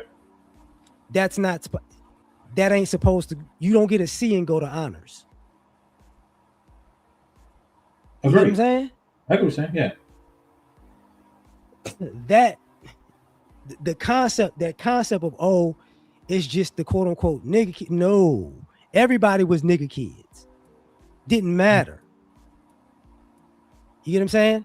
The smart kids was all the thuggish kids and the non-thuggish kids was all considered the same fucking kid. Well, here's the thing. Here's what I want to ask you. And it is sad that you went through that. And I'm not Do sad you about feel? that shit. No, I'm saying it's sad. I'm not saying that I can't tell you how you feel about it, but nevertheless, it is sad that you went through that. But do you feel that that good black children can benefit from non-nigga environments? That wasn't where I grew up. That wasn't a nigga environment. Now I ain't gonna like I've No, learned no, that, there's people no. think everything hood is nigga. Most things hood is nigga. Yeah, It's not. yes, it is. It's not. It I grew is. up in New Orleans. I grew up on the west side of Chicago. I was in the DMV. Mm-hmm. That shit is not, it can some bullshit happen? Yes. But I've lived in the burbs for a very long time. And the Mm-hmm. difference between the hood and the burbs is you get away with a lot of fuck shit you would get arrested for in the hood. Mm-hmm.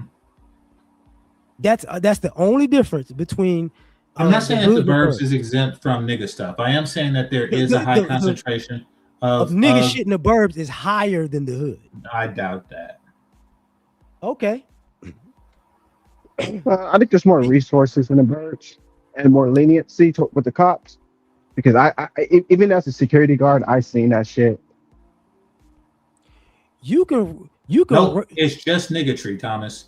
You see, okay, let's take you still Tupac for example. watch this. People stealing the burbs all the fucking time. And people act like ain't shit happened. It's not a matter of just simple stealing. Oh, it's beyond simple stealing. Okay, then they are flirting with the line of niggatry. However, I have Flirting? seen. That's not flirting. I grew up in the hood, and I have seen an insurmountable amount of niggatry. For And sure. I Okay. and living in the burbs, I can say it does not exist in nearly as high concentration here than there. If you have like an apartment of 5 people, at least 3 of the families there will be deep into nigginess. So look, watch this. Nigga shit, right? You should Mhm, do this nigga shit. Walk into a grocery store, you can't pay for a grocery, you start stuffing meat and shit in your jeans, right? mhm. And walk out and act like ain't shit happened. That's what you talking about, nigga shit, right? No, not necessarily. If you find yourself in a bind and you're doing what you need to do to survive, that's not necessarily nigga shit. Nigga shit is something that okay. I'll give you an example of like a place with a high concentration of nigga shit, and the highest concentration of nigga shit I've seen in one place was in the Philippines. I look around, I was like, damn, there's a lot of niggas here, and Really? A yeah, lot of Filipinos. Filipinos have a high concentration of niggas in their population. Okay, understand this. The When I say irony of that niggas, is funny. when I say niggas, I'm talking about a mentality. I'm not talking about a ethnicity. No, I'm not no. talking about black Fine. people. I'm saying You that kept doing there it was though. there was a lot of Filipino people with nigga mentality there that was very disturbing. It was extremely disturbing. Yeah. I, I, I'm sitting at McDonald's eating food, and some kids come up begging. I don't see many kids begging, so I'm like, oh, okay, well, come get you some food. So I bought the kids some food, and McDonald's there got chicken and rice too, and that's what he ordered. Got him some chicken and rice, and for whatever reason, he sat and ate it with me. I thought that was weird, but I'm like, okay, you know. But then what was weirder was he took some of it back for his family. okay. Fucking Well, nigga. okay.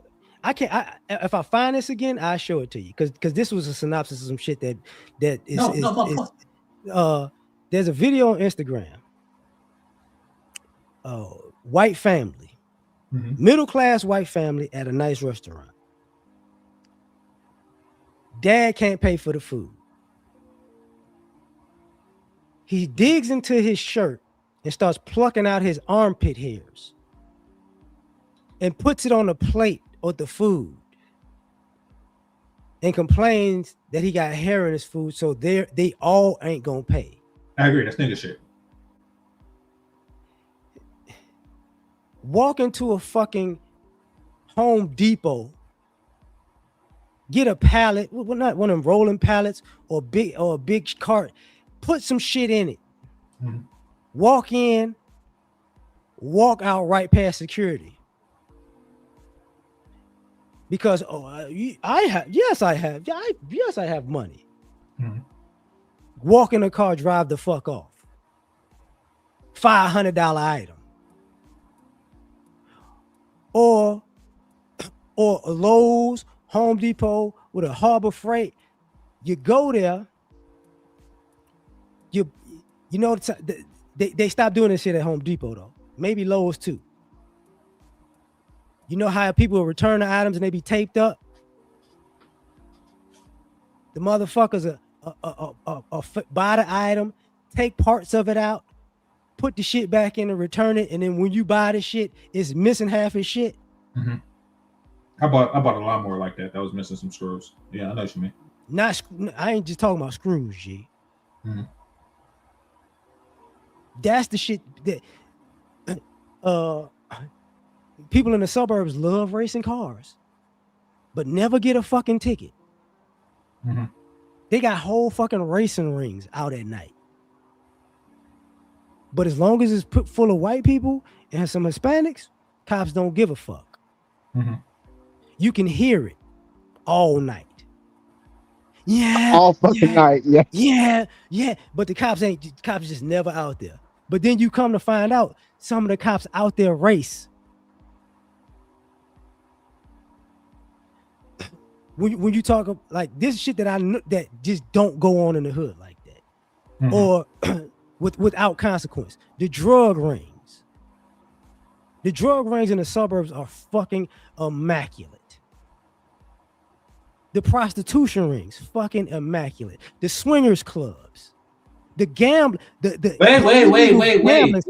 What's wrong with swingers clubs? Nigga, it's supposed to be illegal. No, it's not.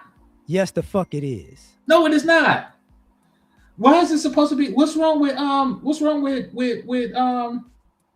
fucking?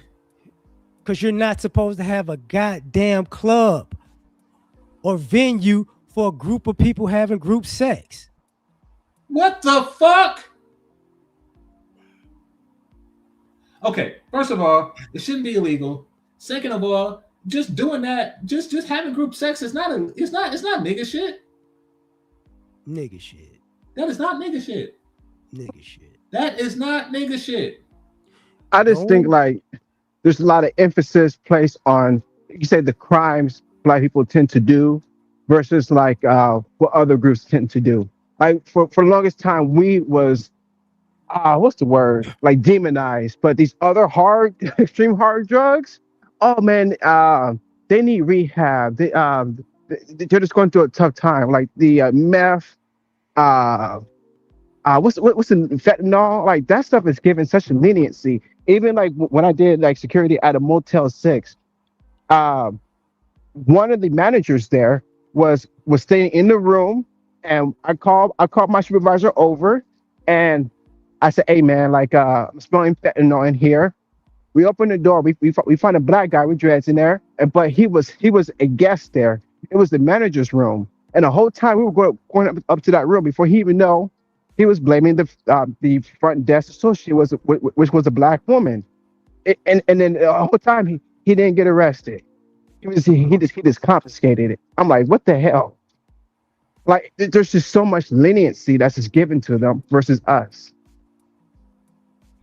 I don't see anything wrong with fucking a lot of people.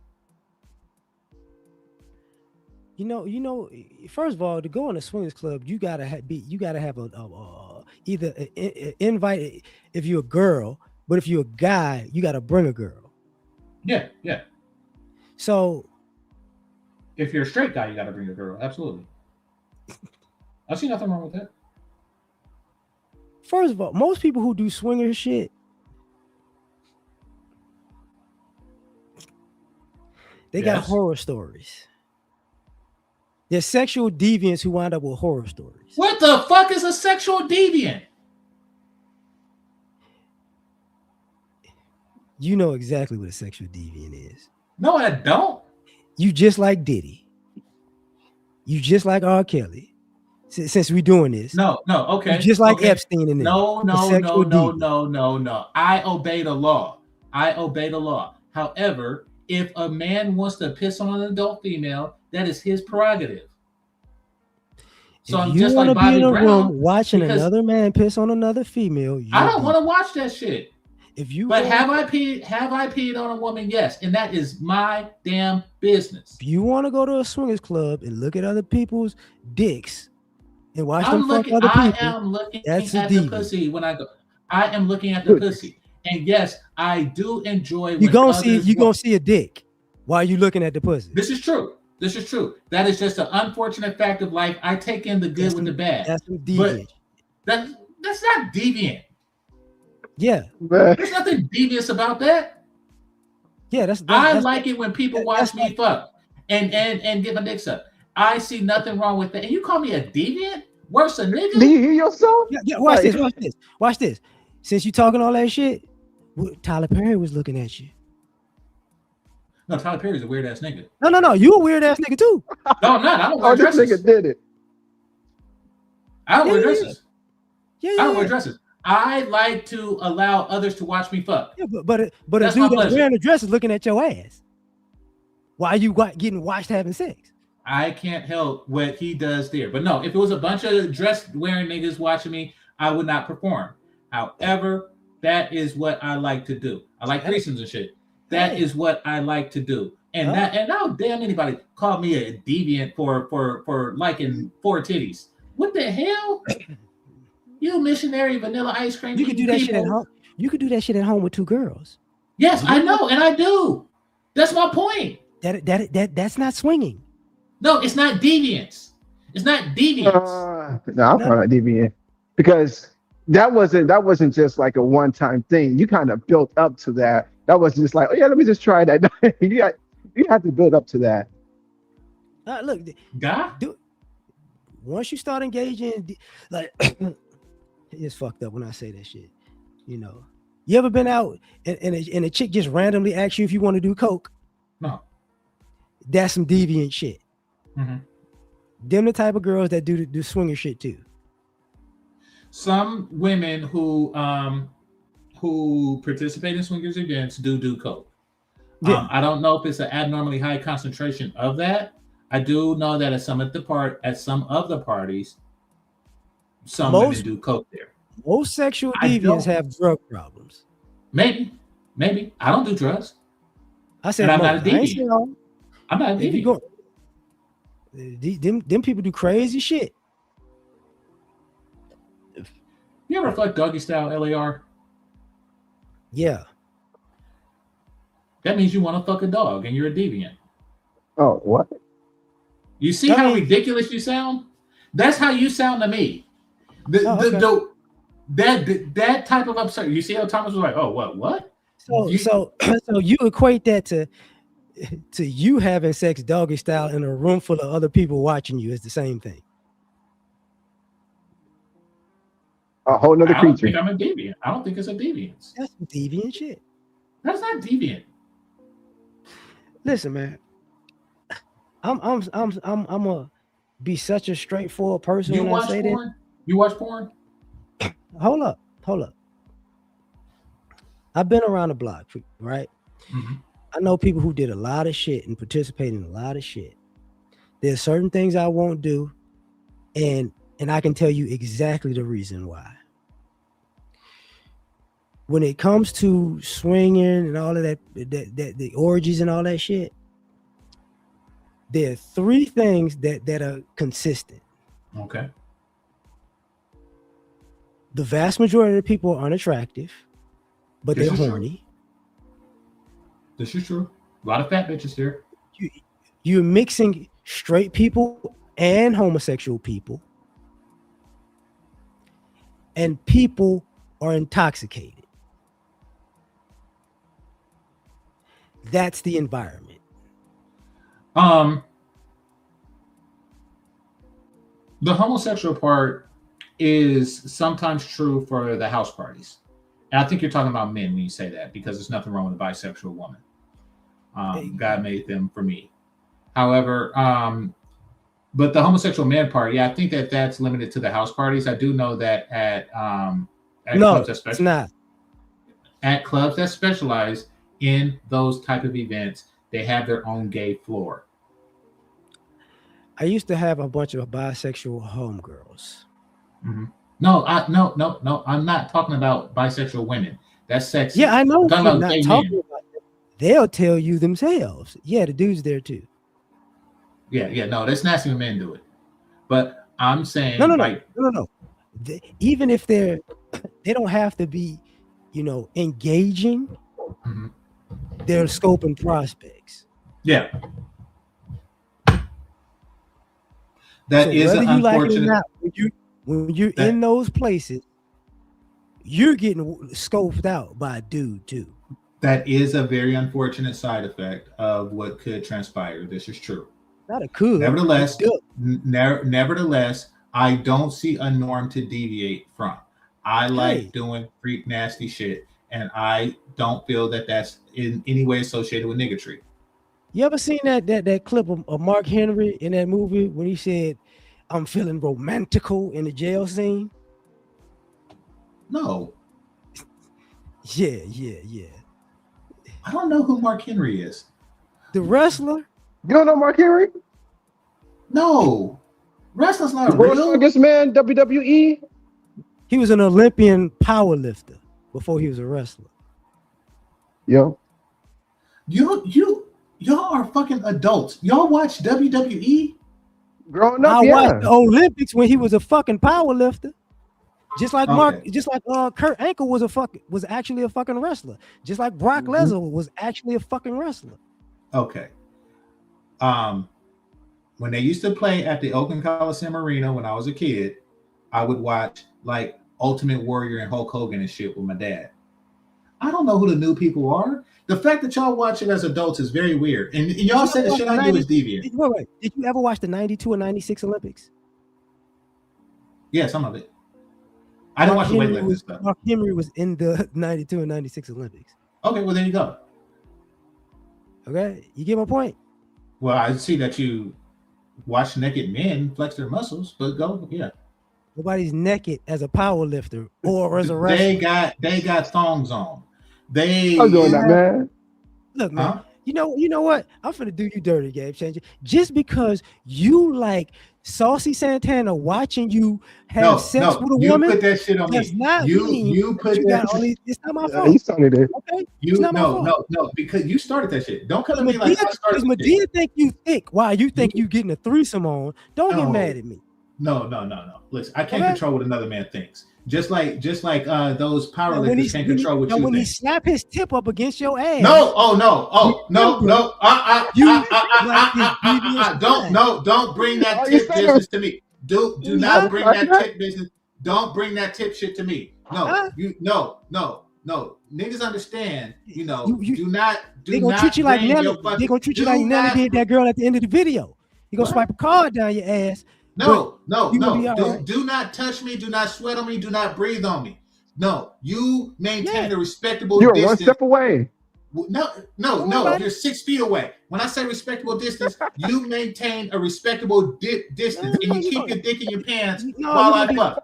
That you gonna be no, slathered in no, baby y'all oil. are It's about to be see, y'all balls talking deep on foolishness. you. That's black people problem. Every Yeah, time yeah, they yeah. come across something that they don't understand, people used to Uh-huh. say I used to do white people shit in college because I used to like to smack bitches with fraternity panels. That's my fucking business. How dare See, you? I told you this was gradual. This is the start. It's gradual, Look, man. What you you want? about it. You about 2 years away from who doing the bending at this rate. Okay. What? Oh yeah. Oh, you like jokes. You gonna have Janet Jackson asking you that question. Oh, so you doing the bending? Yeah, man. I know what I like and what I want, and I've known it for a long damn time. And I know You might know people what like you you, like. and You might I know know what you people, like. and I know people like you, and you are not mature enough to understand it, so they say it's white people shit. Listen, there's nothing wrong with I never whipping a said that. bitch. Yes, you Hey, did. You hey, said that game I've been changer. like that since. Hey, game changer. You know, part of white people shit is people say they do a lot of ass play. I don't do ass play, and that's not white Hey, I'm people just telling shit. you. Listen, You say they listen, see you white people. listen. You're I only know 6 steps away. I know what I like, and that is doing a lot of freak nasty shit with adult heterosexual What? women or women. That is what the fuck I like, Don't be and caught in the and picture and like Myron Gaines. I will not be called a deviant by someone who don't understand my fucking prerogative. That's my prerogative. No, don't be Bobby Brown now. No, No, I've no, been no, Bobby no. Brown. No, no, no. Ever since he came No, out no, with no. that song, I knew what the fuck he was talking about because niggas was saying I was in white people shit. Mm-mm. Even when I did it to black women. Listen, man, Y'all it's okay. close-minded. Y'all close-minded. Sexual Hey. deviant. What the fuck are you, an old Look. white church? No, That's white I'm the people opposite. shit. I'm the opposite. I'm open-minded and closed asshole. Okay? You're an open asshole. That's what you No. Open-minded. No. For you to assume that my dealings with my non-strap-on dealings with heterosexual women is has something to do with my asshole is ridiculous. It's a stretch, just like an asshole. You're stretching your own asshole because you're guilty. You're guilty. You fear that's the problem. Y'all fear that y'all can't do certain stuff without bending over. You feel that once you sample a little bit of extra titty, that you'll just wind up bend over. Why does your sexual imagination end with you bending over? Because That's people that go to the swingers club, some of them get bent over. No, some niggas that go to prison get bent over. It's not the point. The point is that I know what I want, and it's not to get bent over. And I know what I want. I was about to do you dirty. I just a froggy style. That's what you want. I don't even know what that is, and I don't want to know.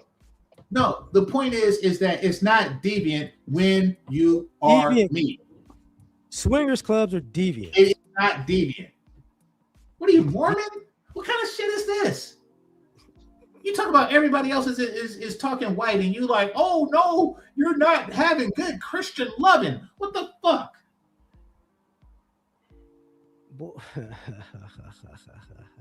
You ever seen somebody wife get dogged out?